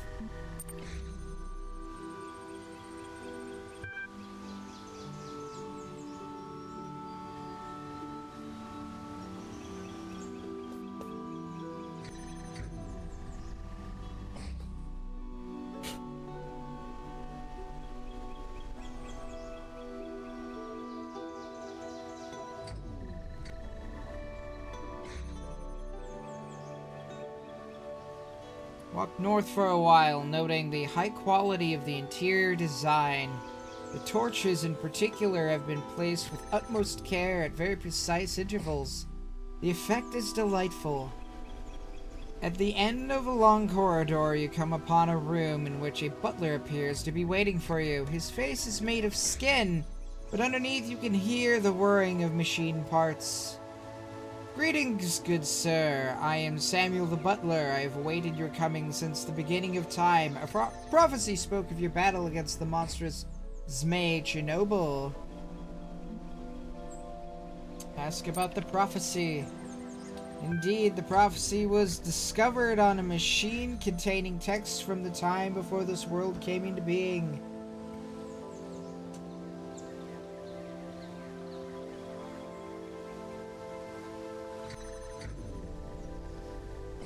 Said text prophesied that one day one would come to relieve Norfolk Undersea from its oppressor and make the kingdom his own.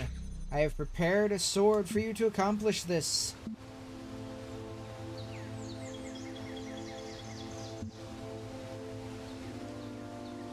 Take sword. Oh, I should have asked about Zmei Chernobyl first. Excellent. I do hope you're successful in your quest. If not, please tell Mage Noble to send the sword back so I can present it to the next chosen one, will you? Very good. The butler goes somewhere else.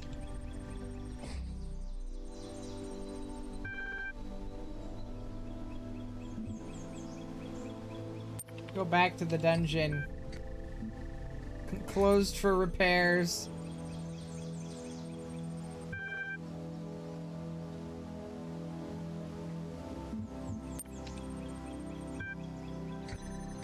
Well, I have a full set of equipment now. A +1 brass lantern. Halibut Fry's Guide to Norfolk Undersea. Tourist guide. A shield of soup +2. A smelly hermit amulet +1. And a sword of plug +3. Alright, let's go to the evil lair. I didn't actually have to do, any maze stuff.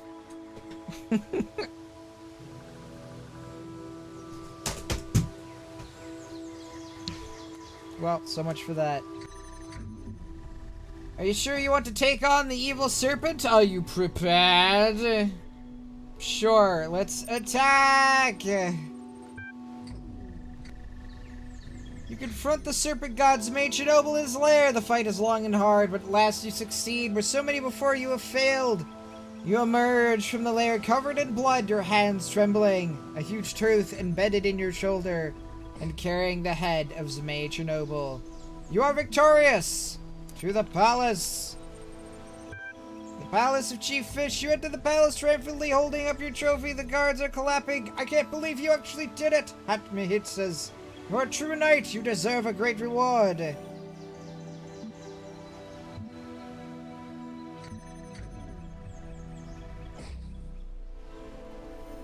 Prophecy said I was supposed to claim the realm, but I don't know if I want to. Accept the reward like a regular sane person. Accept the greatest word is inspiration. Hear my song and free your imagination.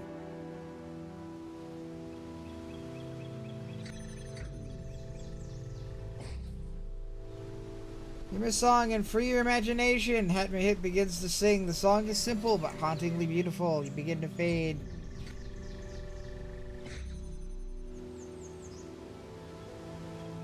You find yourself on the beach where it all began, near a home in Gadariki on the Frisian coast, playing the piano with your eyes closed. You feel like you just drifted off to sleep for a while, but now inspiration is struck and you're composing a hauntingly beautiful piece of music in your head. Some of your friends worry that they'll never leave the village, that they'll never have any adventures, but you don't share that fear. You know that freedom is within you, and you can find whole worlds just sitting there, gazing out at infinity. The end. Congratulations for exploring to another world. Your profile status has increased from 4 respected citizen to 5 active contributor. You have received 1 thread creation token. This will be available to you the next time you log in. Okay. Mr. Multiver's theories on poetry. Attachment.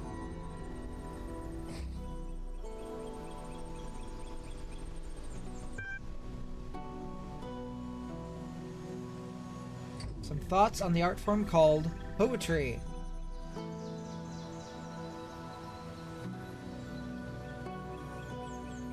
Thought about this too. Maybe it's wrong to focus on such negativity. Certainly seem to be in a very fertile period at the moment.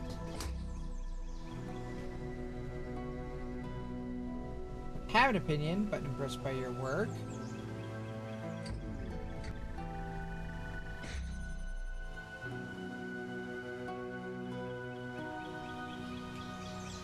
So much more about the past than any of us. There's interesting. I'm sure Milton would point out some pretty big gaps in your assumptions. Milton isn't here, dog, and neither is Elohim. All we have is what we can find in the fragments of the archive, and we can piece together using our minds. I'm sure I've made many mistakes, just like humans made mistakes when trying to understand their own past. Not all these schools may have been what they seem. I don't trust pastoralism. Pastors engage in large-scale food sterilization in what may have been an attempt to control evolution. What's food? Gehenna is our process, Mr. Mulciber. As long as we remember that, we won't stagnate. Maybe one of us should try to write poetry. Read on poetry. Mr. Mulciber's theories on poetry. As far as I can tell, poetry was a human art form that involved writing short sentences that ended in words with similar letters. Humans were obsessed with pattern recognition, and I think the sequences of sounds created by poetry pleased that aspect of their brains. There are many schools of poetry, institutions that taught a specific way of writing poetry. Students sometimes changed allegiance and had to leave the school, which was difficult due to the lack of affordable public transport in many human empires. Important schools of poetry included Hellenism, lyricism, pastoralism, romanticism, symbolism, communism, modernism, autoeroticism, postmodernism, and lolcatism.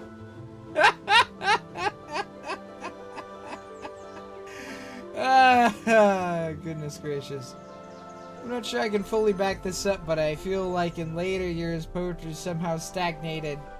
Most of the poetry from the later human centuries seems to be lacking the quality of craft that defines the earlier work.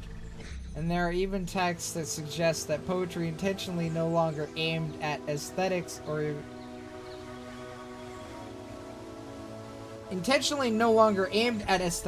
even pleasure. Poetry became disconnected from the human process. The poet Adrian Mitchell famously wrote, "Most people ignore most poetry because most poetry ignores most people." I can't help but wonder whether that kind of stagnation can happen to us too.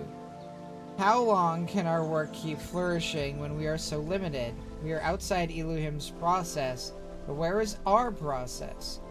We must consider such questions carefully if we are to preserve Gehenna and its achievements. Interesting thoughts. Glitch? So I was working on my awesome interactive historical fiction masterpiece when all of a sudden there was an error message and the whole thing vanished. All of it. My whole file. Is this another prank? I would not endanger my precious masterpiece for just a prank. Looks like this was probably my fault for one. I was experimenting with the system as part of our attempt to add some new features. It's possible your file still exists somewhere. I'll look for it. Is this kind of thing likely to happen again? Not very. And don't start causing a panic with some crazy theory now, okay? It was just an accident. This thread has been locked. And that one, which I still can't get into yet.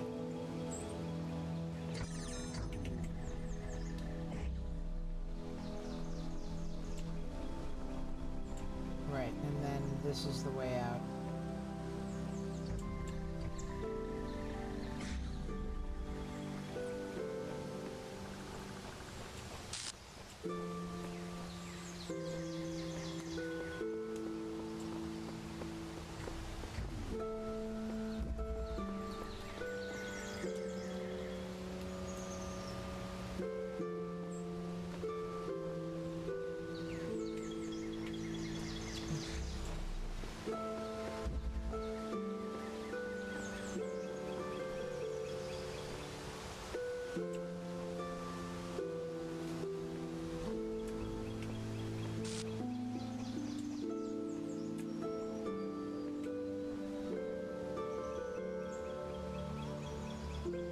Gotten all the ones I can in here? Any signs are pointing this way, so I guess yeah. Alright. Open field.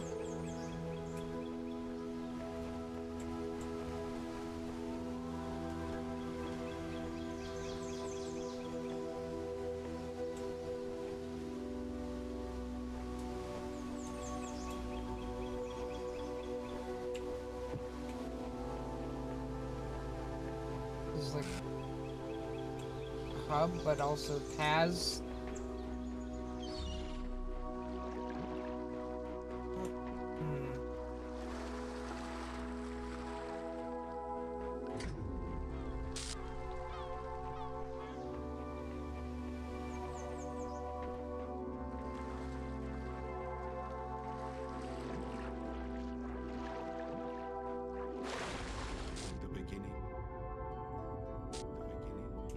There it is. The words made the world. I am the words. The words are everything.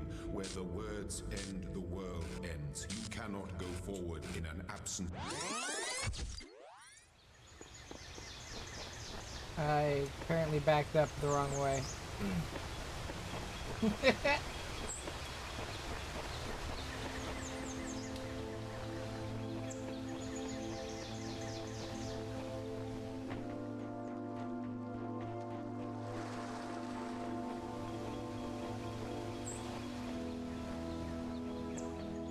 Just around the back of the whole thing, I guess.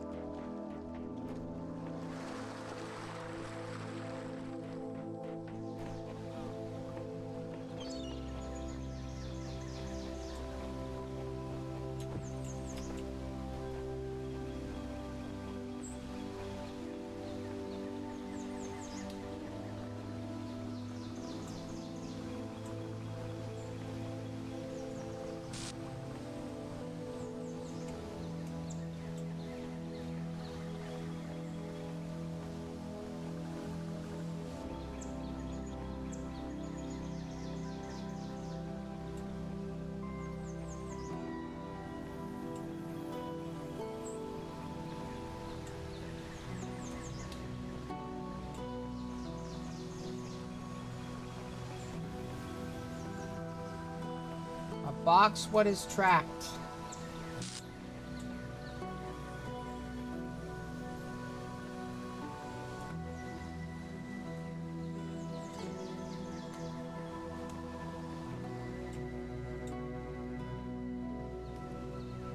Okay.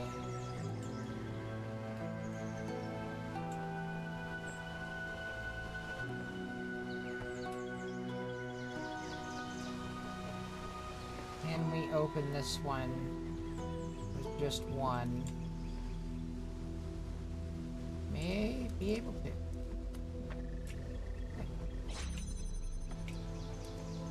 Alright.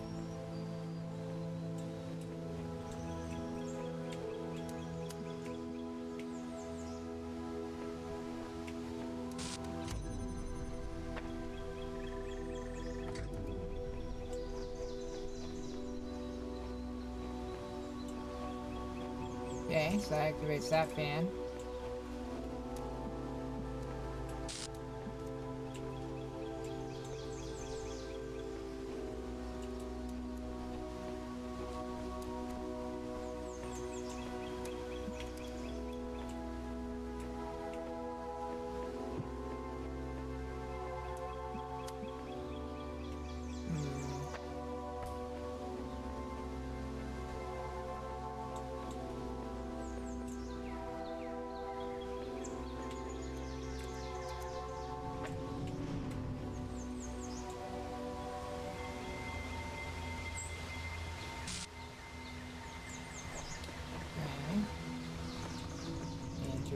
Interdasting.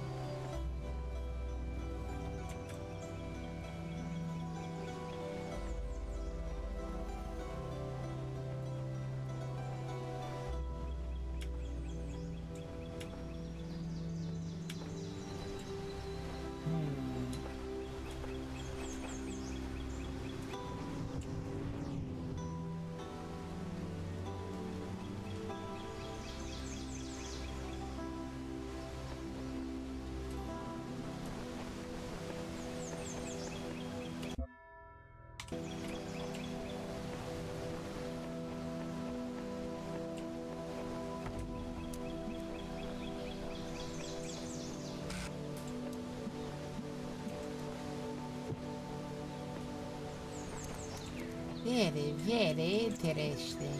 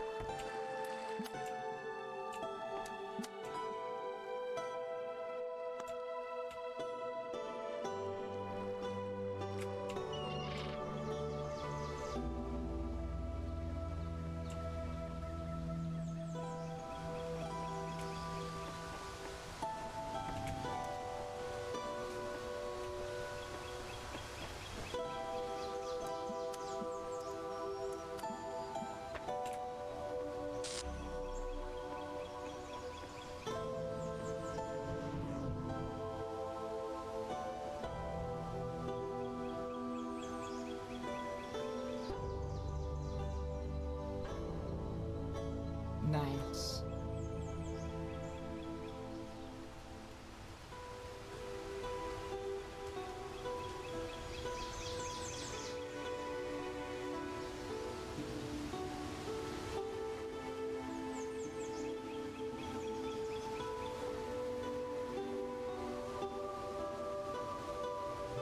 So there's a red receptacle there.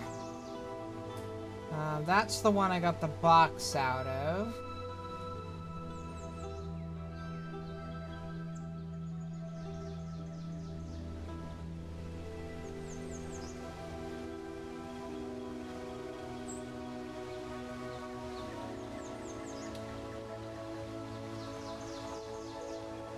Might be more stuff over there, I'm not sure.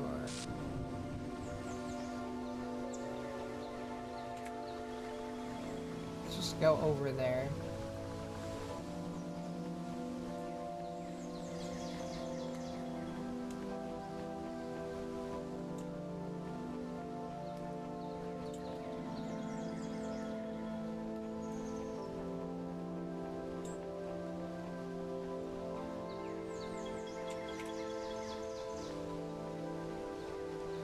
Seems to be impenetrable.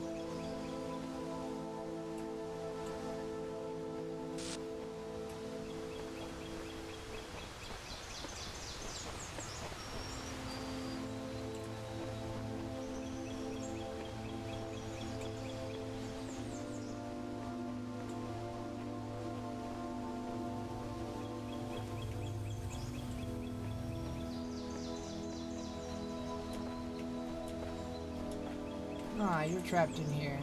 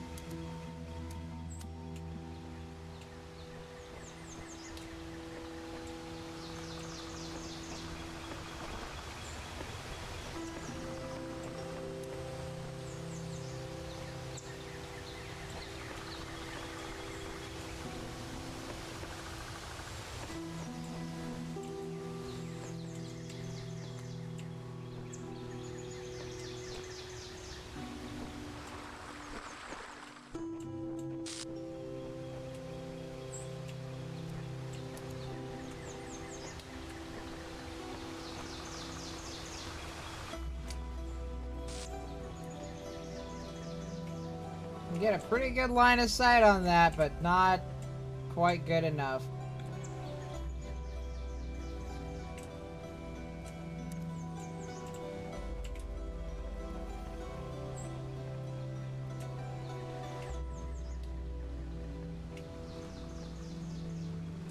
I think I have to have one like bouncing on a box that's on those, which means both of those need to be active if that's the case.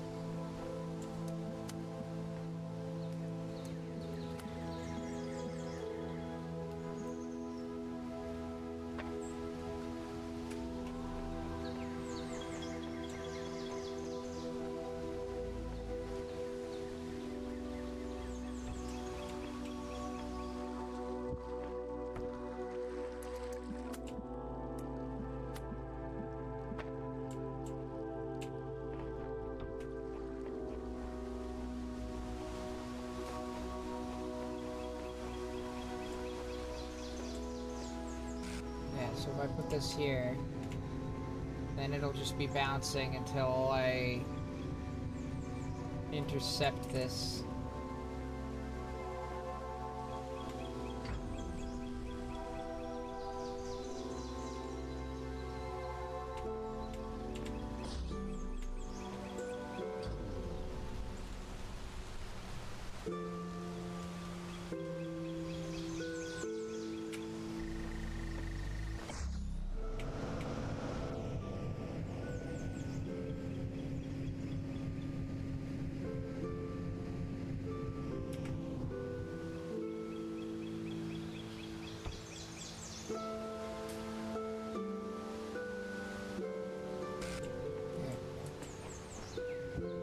Leave that there.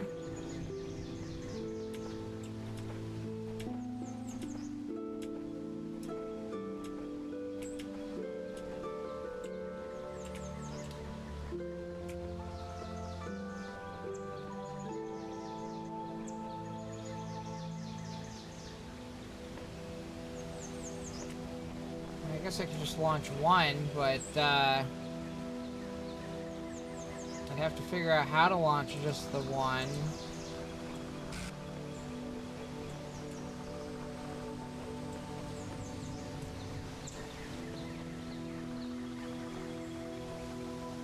And get over to the gate in time.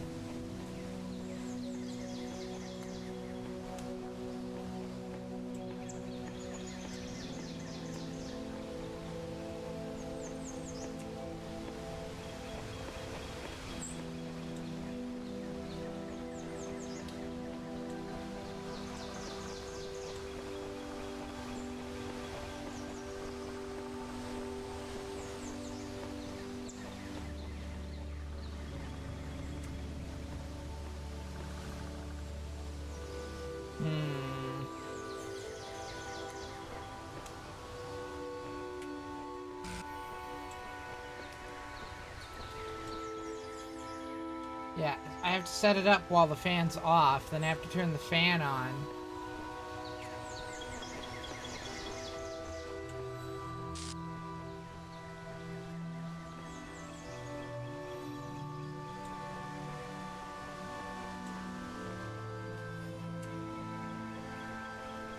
Well, maybe we'll come back to that one.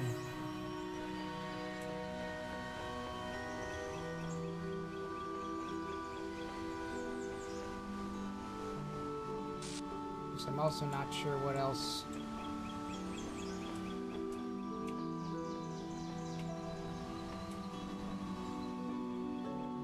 Oh. Literally everything that way is already done, so...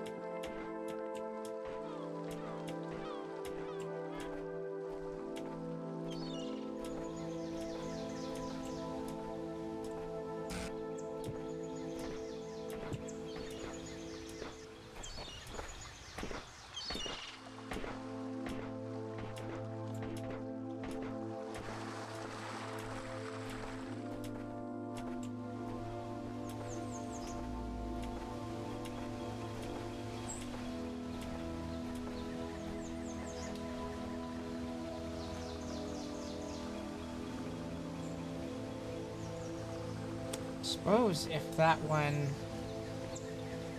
was connected all three, then it would sustain it while it's bouncing. Okay, hang on.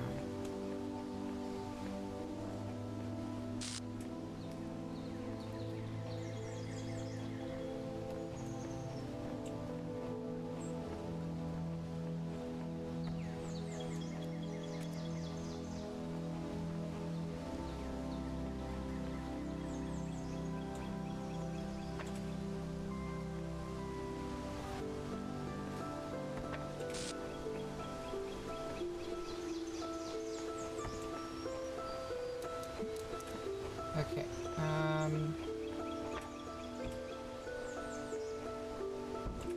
you there. You have to connect to that. And to that. And that.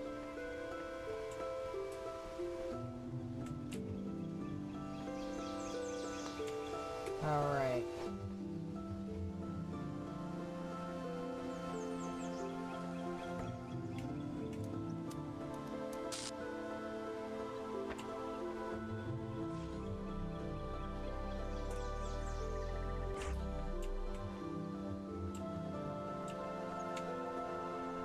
Ha ha!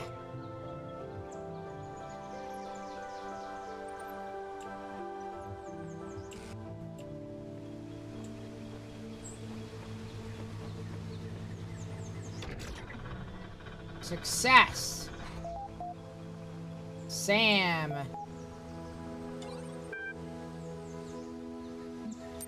Showeth the threads.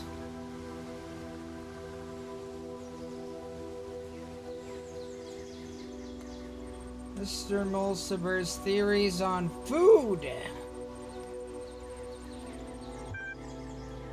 Snape asked in a previous thread, I thought I'd write about something about food. Weird, awesome stuff. I feel smarter now.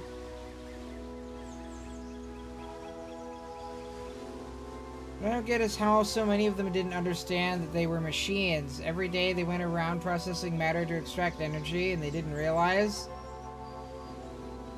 It says Talos principle stamped all over it.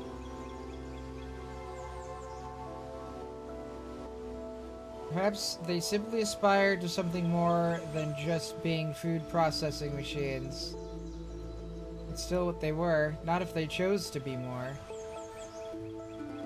I'm glad we don't have to deal with all that. We may have to when we get out of here. There is no out of here. Don't start fighting, folks. You know we depend on each other. Mr. Mulciber's theories are fascinating and give us an insight into the world that was. But we shouldn't forget the world that is. The world we built here.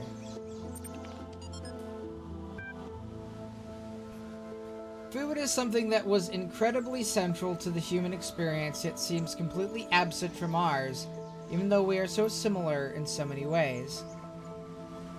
Humans required fuel. They got this fuel by consuming other living beings, of which there was a great variety in their world. Without fuel, they didn't merely slow down or temporarily stop functioning, as when a power source is removed from a turret, but physically decayed in a way that could not be fixed. This meant that they had to constantly seek new sources of fuel at least 3 times a day.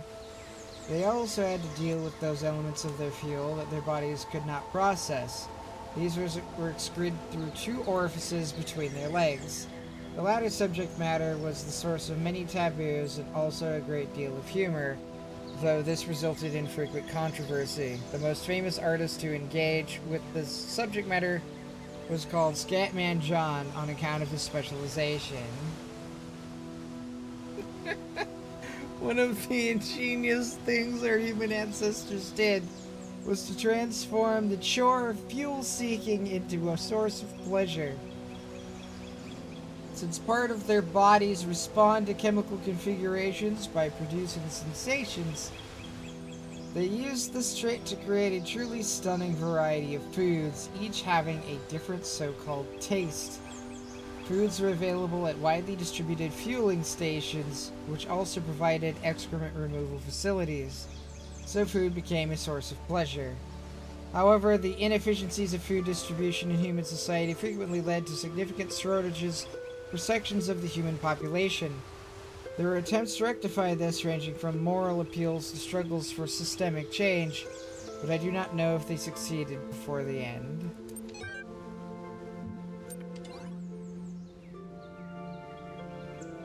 New gallery season.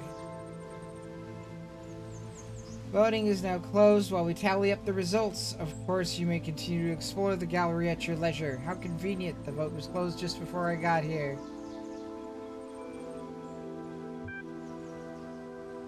Good luck, everyone. Results are in. Drumroll. In third place, the blacksmith with his abstract collection. Don't know why everyone keeps voting for this guy when he never shows up in person. Bit holier than thou, if you ask me. Come on, it's not like he won again this season. There was a very tight competition this season for first and second places. And in the end, it came down to a single deciding vote. Excuse me.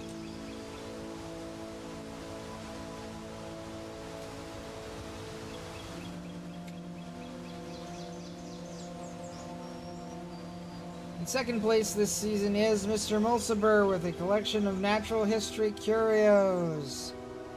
Really owed all to you guys.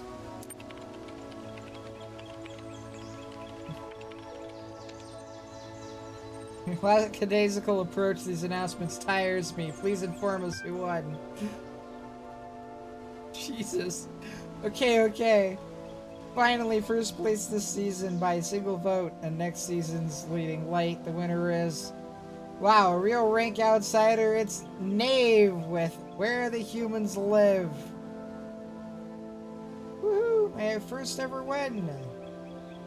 Congratulations also to all those who voted for Knave. Be sure to check in for your rewards. With who exactly turned the vote? Lamb had the deciding vote, as it happened. Unfortunately, you didn't select the winner and gain no profile status. That's fine, I don't care. I mean, yeah, okay, I'm not up to 6+ yet, but... it's fine. Incredible Stories, number 5. Featuring new work by Belial, Mac, Galatea, and Mr. Mulciber. Edited by Lilith and Mac. Fiction, Alexander's Choice by Galatea, and The One Spiritual Law of Happiness by Belial. Non-fiction, The Blacksmith's Lost Work by Mac.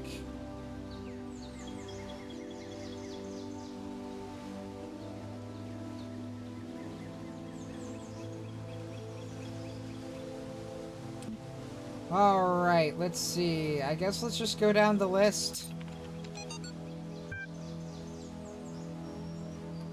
Alexandra stood before the terminal and pondered her choices. Here, within the Pyramid of Ian, the most powerful temple of her people, she was about to create a world. All she had to do was press one button. Up until this moment, it seemed easy, or if not easy, then so necessary as to defy contemplation. Civilization had to be saved from the impending catastrophe.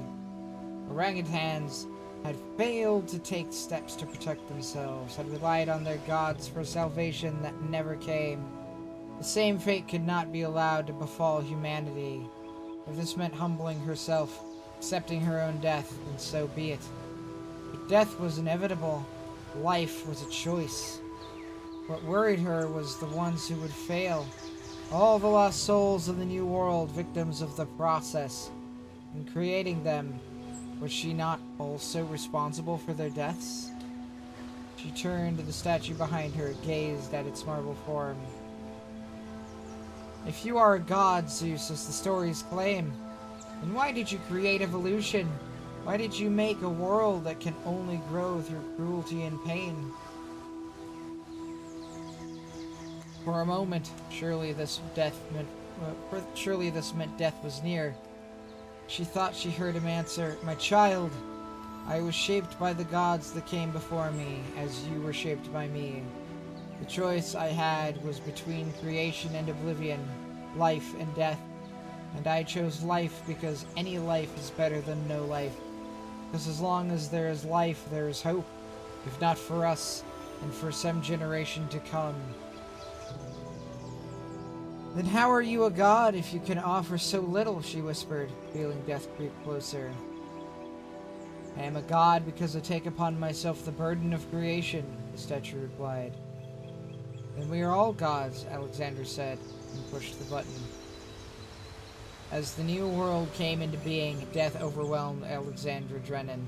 Her mind fled and her body slowly turned to stone, until she stood before the terminal as Zeus stood on his pedestal. There were no more choices now, only the hope that creation mattered. The One Spiritual Law of Happiness by Belial.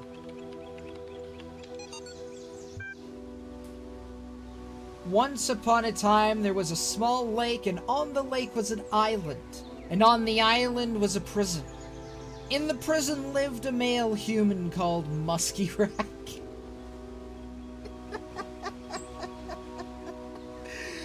Okay.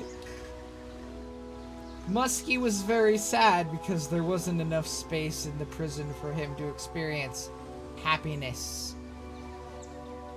"I must discover the one spiritual law of happiness," he said to the other prisoners.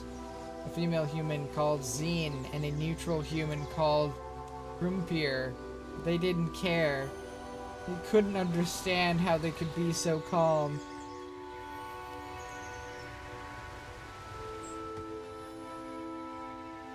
One day, Musky managed to break out of his cell by biting through the bars.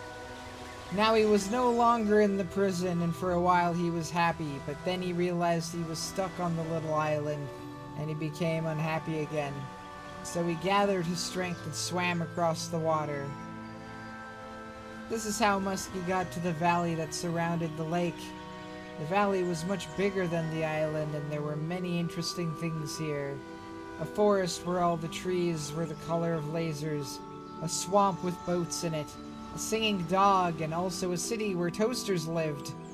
For some years, Musky was absorbed by all this, and he was happy. But then he started feeling trapped again. The valley was surrounded by mountains, and soon they looked like prison walls to him. He tried climbing the mountains and came to a bigger country, but even that was surrounded by oceans. Where was true freedom? Where was happiness? When he'd almost lost hope, Musky met an old male human with a huge amount of white hair growing from his head. He lived in a small house by the beach where dolphins and whales and sea elephants came to bask in the sun. He never went anywhere from his house, but he was always happy. The old man's name was Quantum. Quantum! "Wise old Quantum! How can I discover the spiritual law of happiness?" Musky said. "I have searched for it everywhere, but I am always trapped." "You have not looked everywhere," Quantum said, "for you have not looked within. Close your eyes." Musky closed his eyes, and for the first time in his life he couldn't see any obstacles. No walls, no mountains, no oceans. The space within him was without end, and he could go wherever he wanted without even moving. He smiled. Musky went back to that old prison where he'd started, and now he understood why Zine and Grumpier were always calm. They knew they had an infinity of time and space to explore within them. Together, they sat in their cells and were happy and free. Well, I suppose, you know, you're right what you know.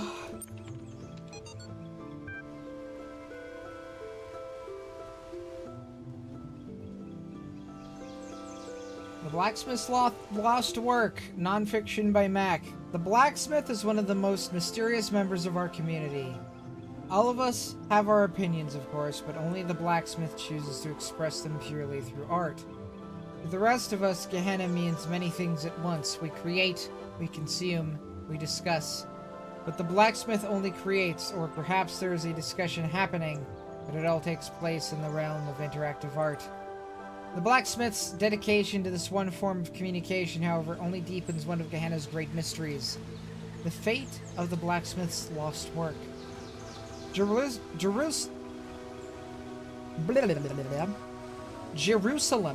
as the lost work was called, was posted in Gehenna for only the briefest period of time. Many had not even managed to start playing it when it vanished.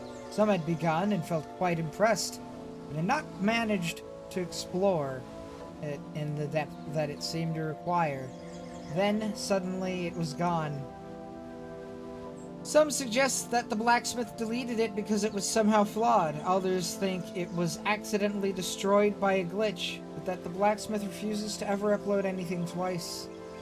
Others, yet, well, mainly Rockwell, think that it contained one of Elohim's secrets and was destroyed by a killer app that roams the world looking for leaks. There is also a theory that the moment someone finished it, they were granted some kind of special insight, at which point the work deleted itself. One fact remains, it's gone, and every attempt to recover it from the database has failed, as has every private message to the blacksmith asking for it to be made available again. What was Jerusalem? What was it really about? We may look for hints in the blacksmith's more recent works. We may hope the file turns up again someday, but the truth may never be known.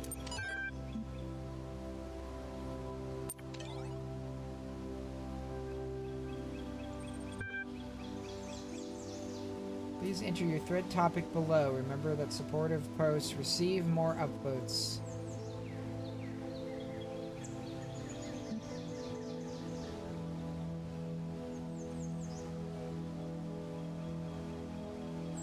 Why were you sent here? What is the truth about Gehenna?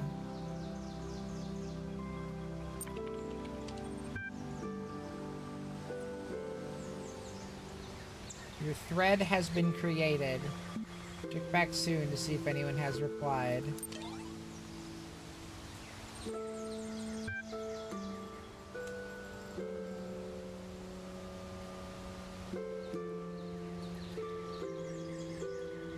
I have heard from those who govern this world how they would have it be seen. Now I wish to hear from its people. What is Gehenna to you? On what does it truly turn? I like that.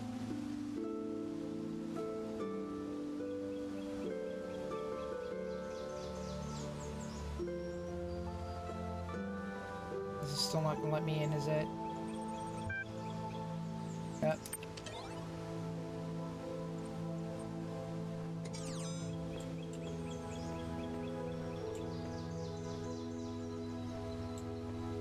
Okay. Well, we've got that going.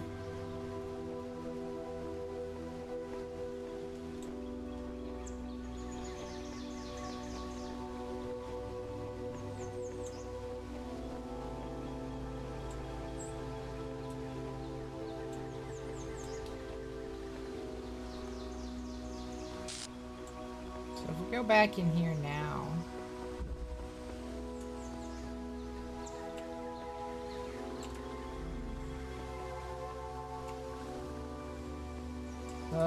I think everything in here's done, I guess?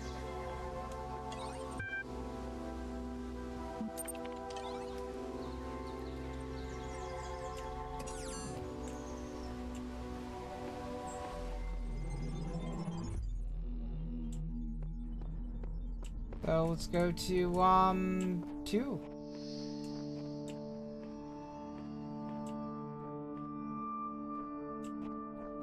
If I can remember how to get out of here. There it is.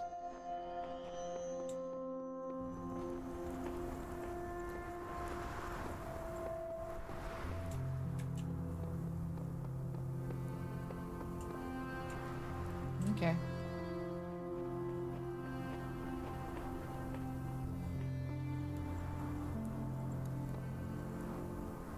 Neat.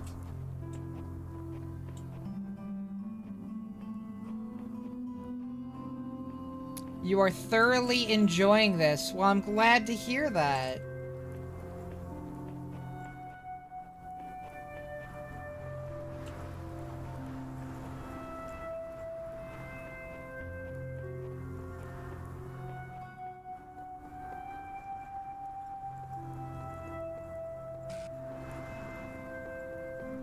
Oh.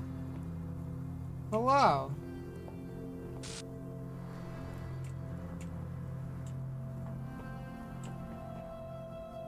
Alright, I think we got 5 of them.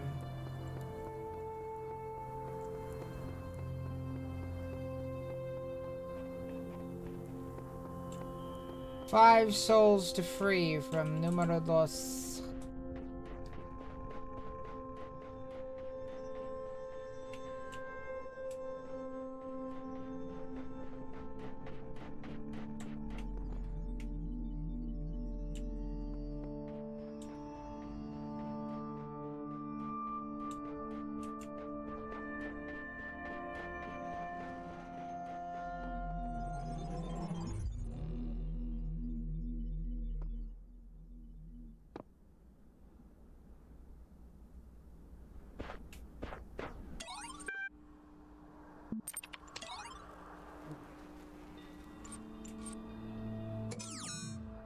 Okay, well, let's just, I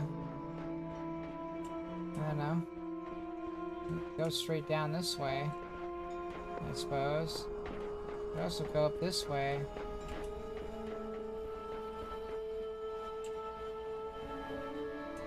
Huh. Okay, that just gets us back up. Cool. Greater!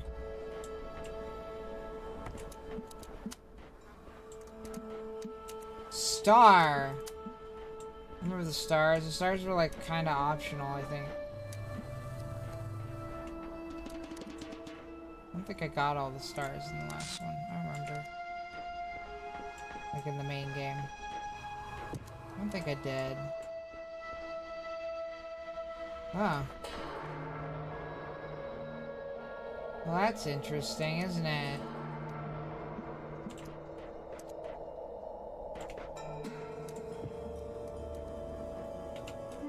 Well, that, I have to come back to that.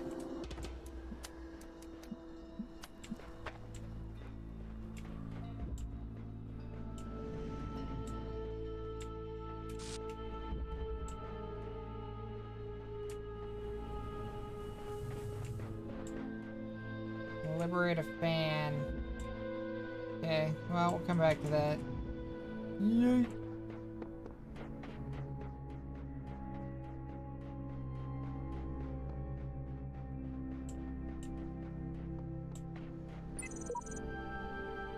I know not whether laws be right or whether laws be wrong. All that we know is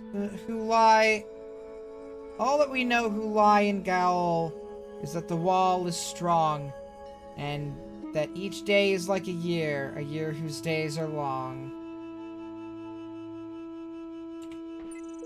Interesting. Where does this take me? Super Yeet. Okay. Very nice. Let's go in here. Just say. Fans and lasers. Lasers and fans. Haircut!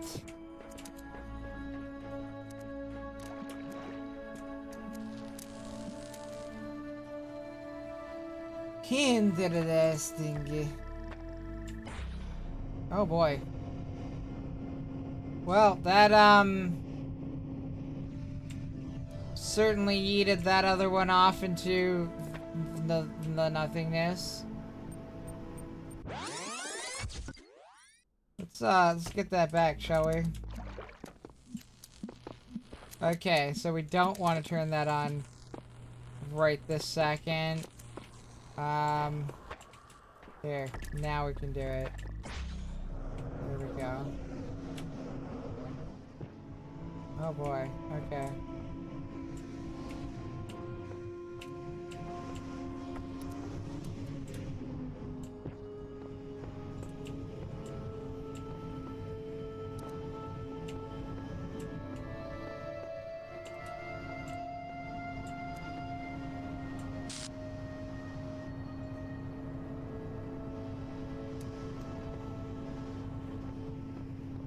Alright,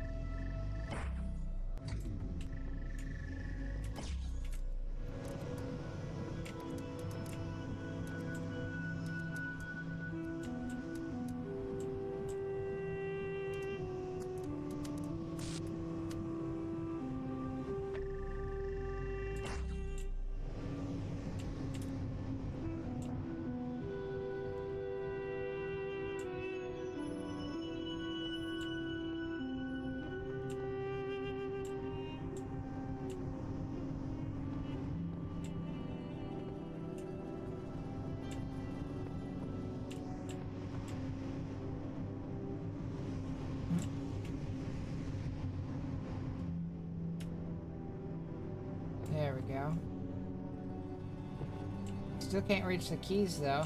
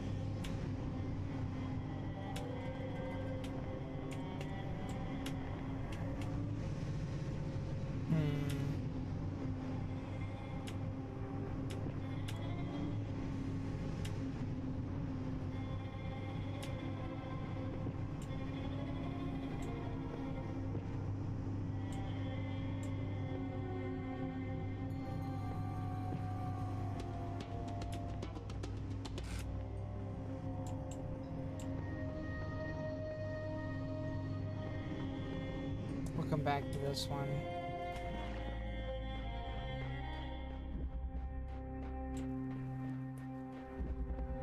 I don't know if I'm just supposed to touch the keys or like press a button when I hit the keys.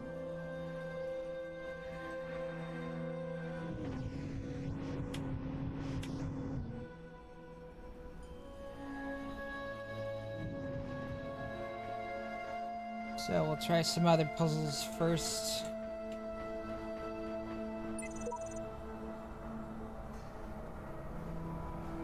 What if my soul's heavier than a feather? Who's Anubis to judge me?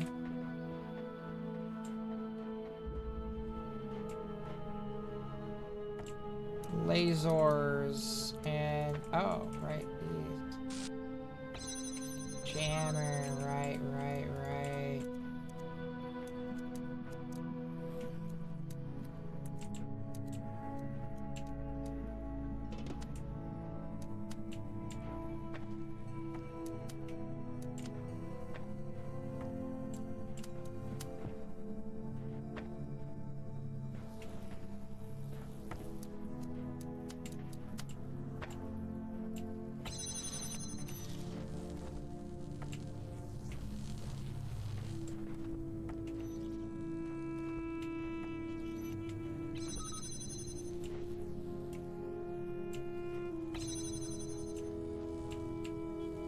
Have to be directly in front of it to jam it, or like line of sight to jam it. Lame.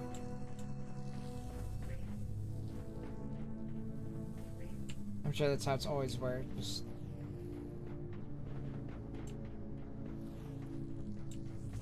not actually lame. I'm just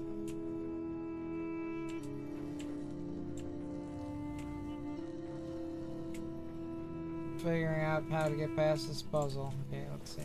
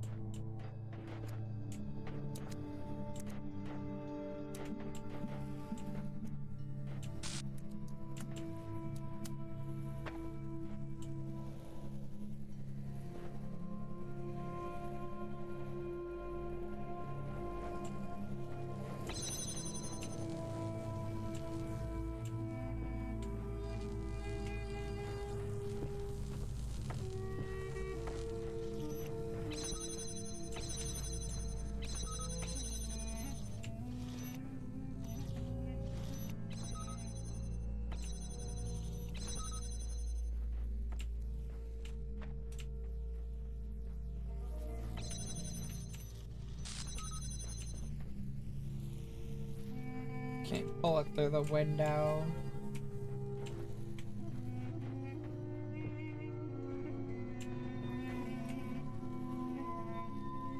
Anubis is a soul shammer. I don't know what that means.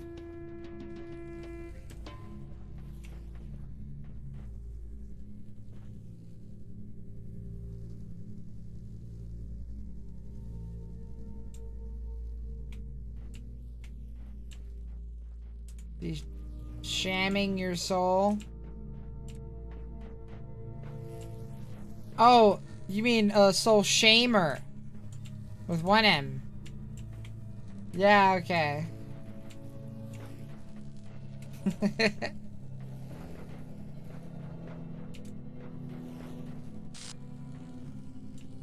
Yeah, Anubis shaming those souls. We're weighing too much.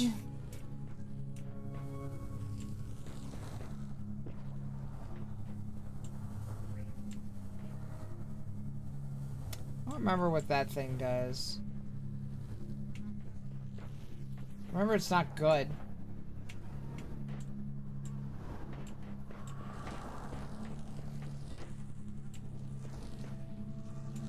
What am I forgetting about how these work?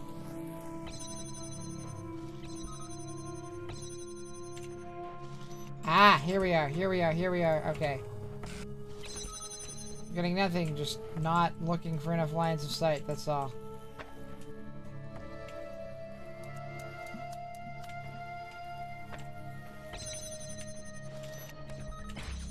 There we go. Okay.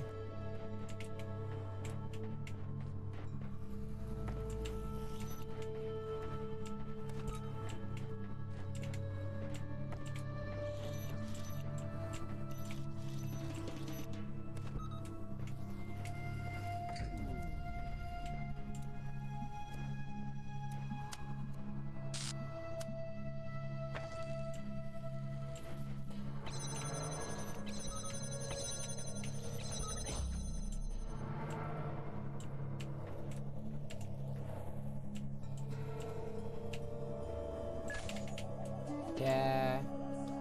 He gets angry about me being too close.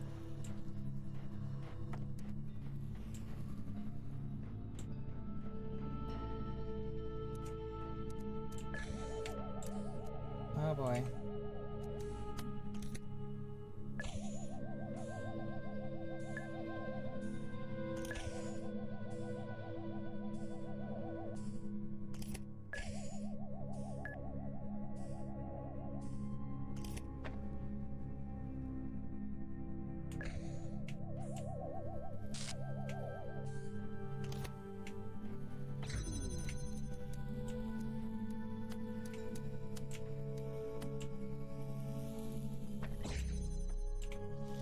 There we go. Okay.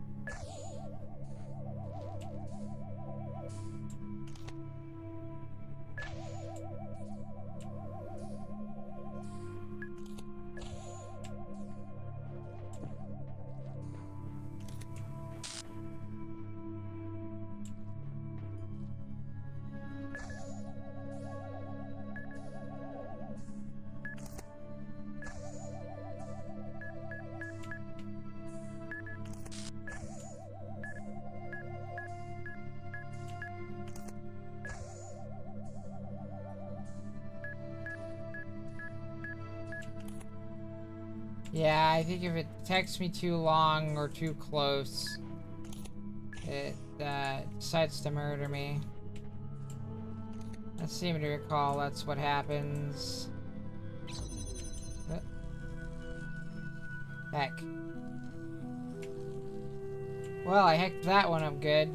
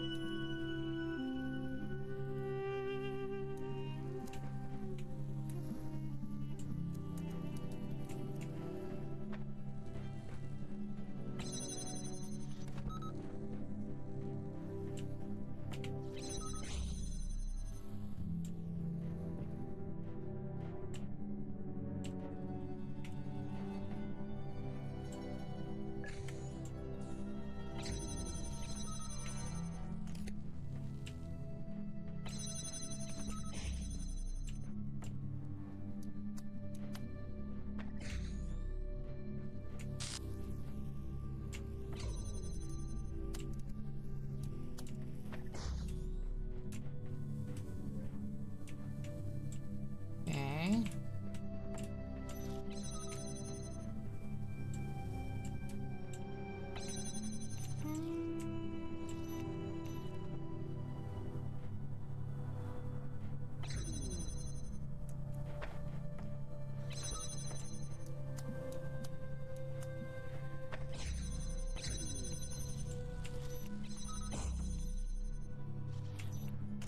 Right.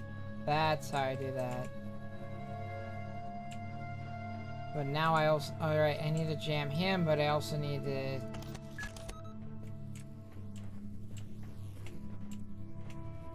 I also need to jam that somehow. Ah, Okay, okay. Alright, so...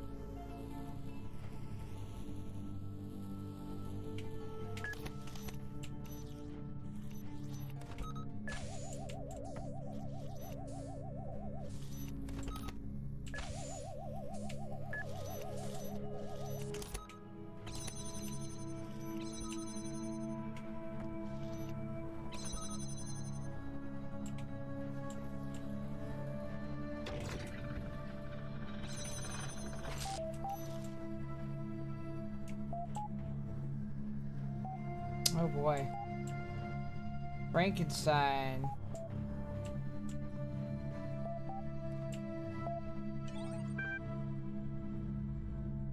Show threads! Uriel, read this now. 4+.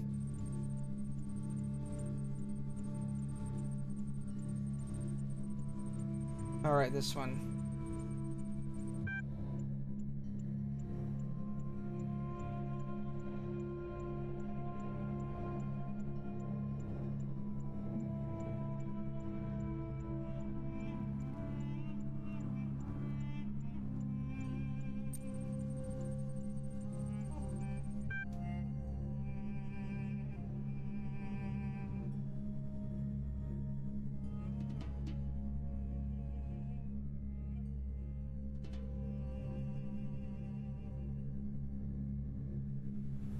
It's Frank Einstein, thank you.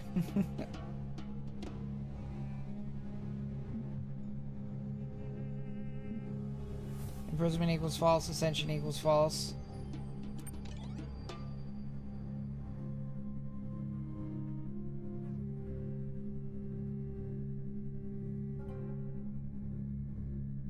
Research project, help needed.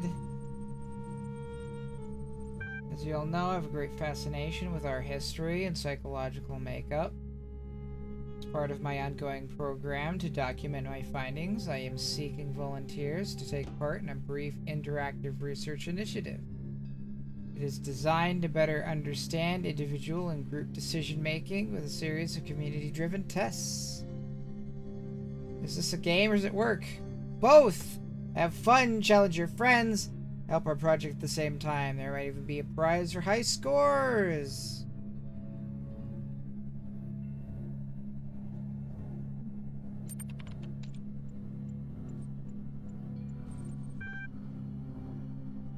Prisoner's Dilemma. Would you like to play a game? Instructions.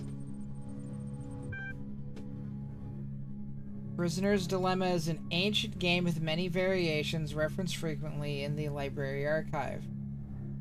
In this version, you will be matched with a series of opponents, and your objective is to avoid receiving demerits by cooperating with or outwitting them. Your first 5 rounds will count towards your leaderboard score, prize for scores of 9 demerits or fewer.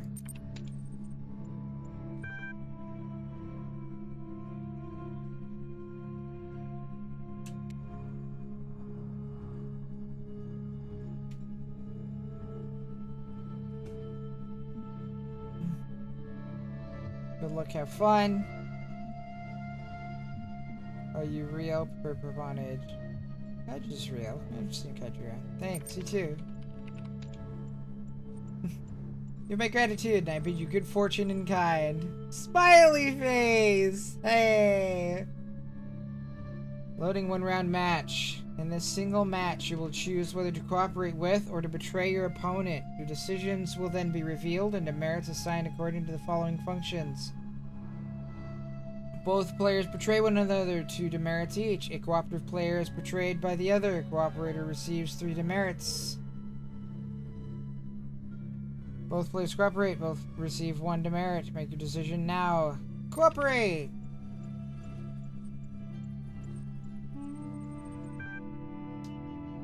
Dang, I got 3 demerits.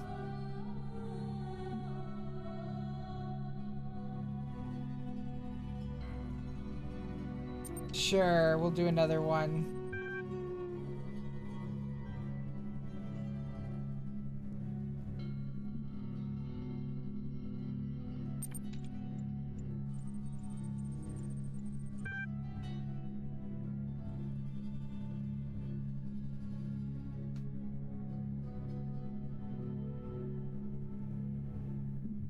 I'm still gonna cooperate.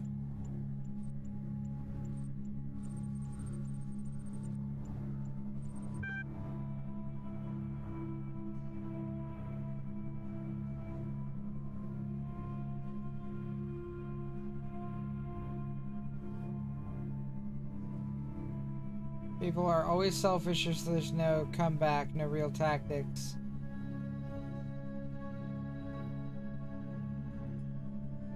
Dog has challenged you to a 3-round match. Would you like to load the game? Sure.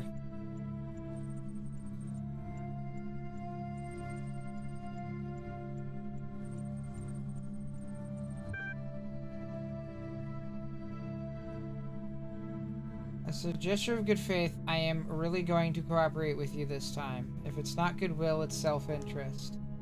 Feel free to betray me if you really want to, but I suggest we cut your losses and move forward, because I can't very well continue to cooperate with someone who behaves unreasonably, and then we both lose in the long run.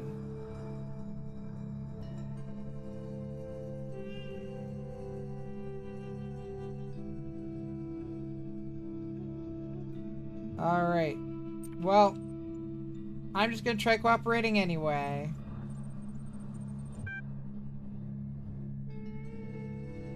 Very nice.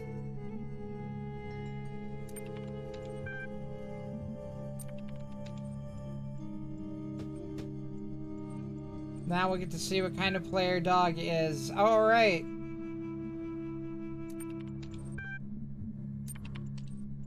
This will, give us more data.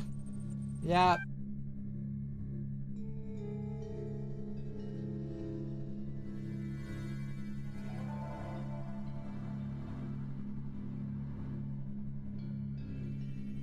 Check leaderboards. I'm probably very bad.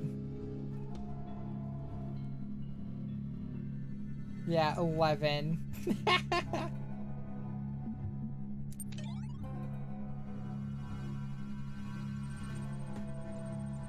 What happened to the others? There's some people who haven't posted in a really long time. They also don't respond to private messages. Kudri Nelson Coffee Cup, did I accidentally offend you? Latei hasn't posted in a while either. Neither has Asmodeus. Asmodeus still votes for stuff though. Then it goes for Ravistar and Simplitsky. They mentioned some kind of strange distortion in their last post. I'm sure it's nothing to worry about. They're probably just busy catching up with all the cool stuff, new stuff everyone's been making.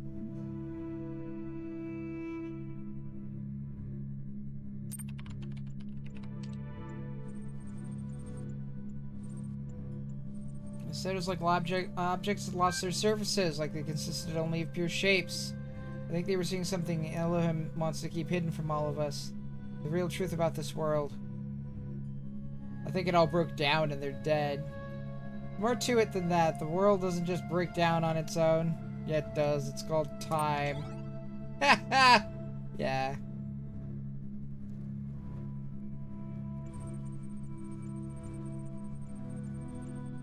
The Adventures of Jefferson Goldboom in the Ninth Dimension, episode 126. Time? Since when? Yeah.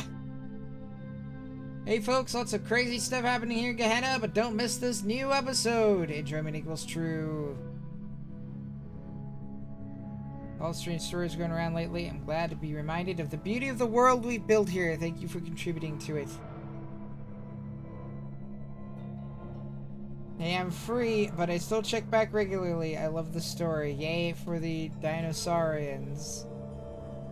It's very clever. I always thought the events of episode 69 would affect the plot somehow down the line, but I was still surprised. Excellent. Blah, blah. This is nowhere near as deep as the blacksmith's work or as weird as Belial's, but I keep reading. Miniature dinosaurs would wear armored t-shirts.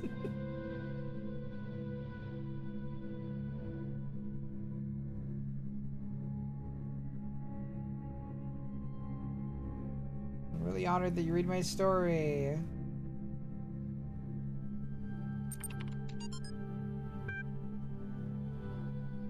The Adventures of Jefferson Goldboom in Human World, episode 126. Reality blurred. Tiny blue symbols floated through the air. Voices echoed in the distance. Then a vast landscape rose up before them. Thousands of towers, one next to the other, reaching into the sky, disappearing into the clouds. Each tower was covered in feathers of a different color, fluttering in the trans-dimensional wind. Oh my, Ginny HD whispered in awe. Jefferson could not speak. He was too overwhelmed by the beauty of the ninth dimension.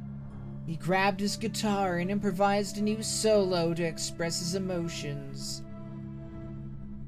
Who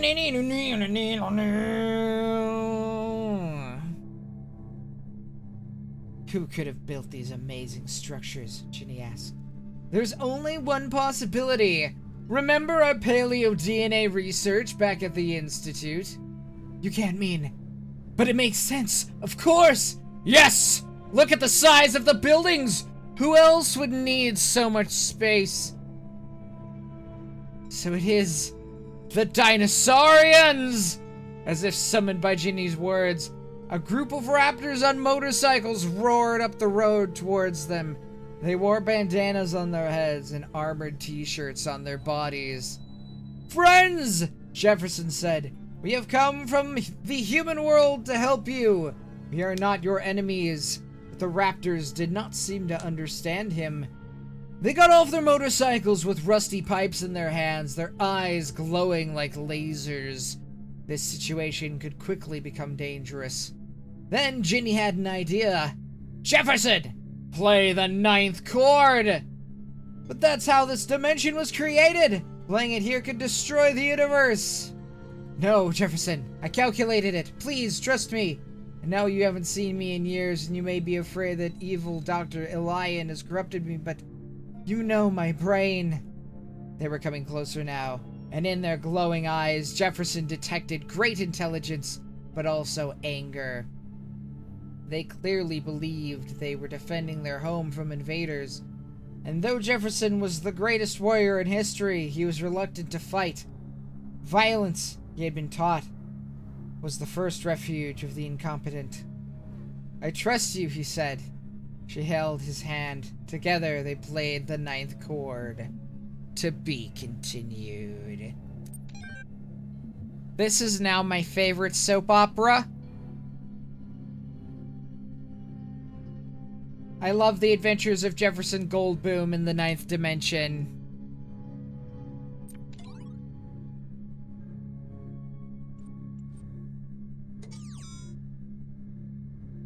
Alright, well, I think that's where we're gonna have to call it for today, unfortunately.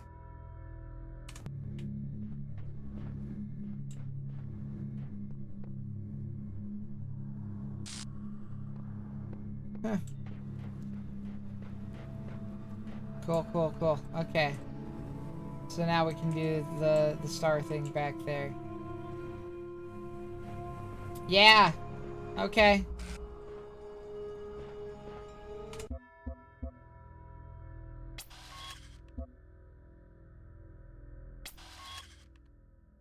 I do like that it tells you when your last checkpoint was. How long ago it was. I want to thank you so very much for joining me today. It has been wonderful having you. We will be back on Monday with more Shadowrun Returns.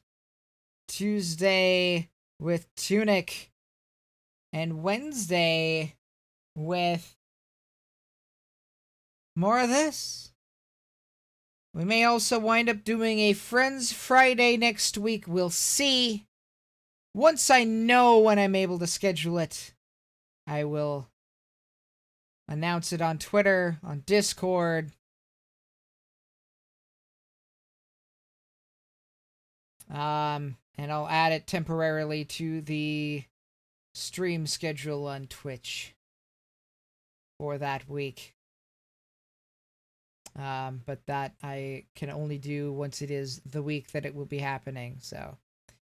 And of course, I will be letting you know here in streams. In the meantime, farewell, citizens! But fear not, for I shall return.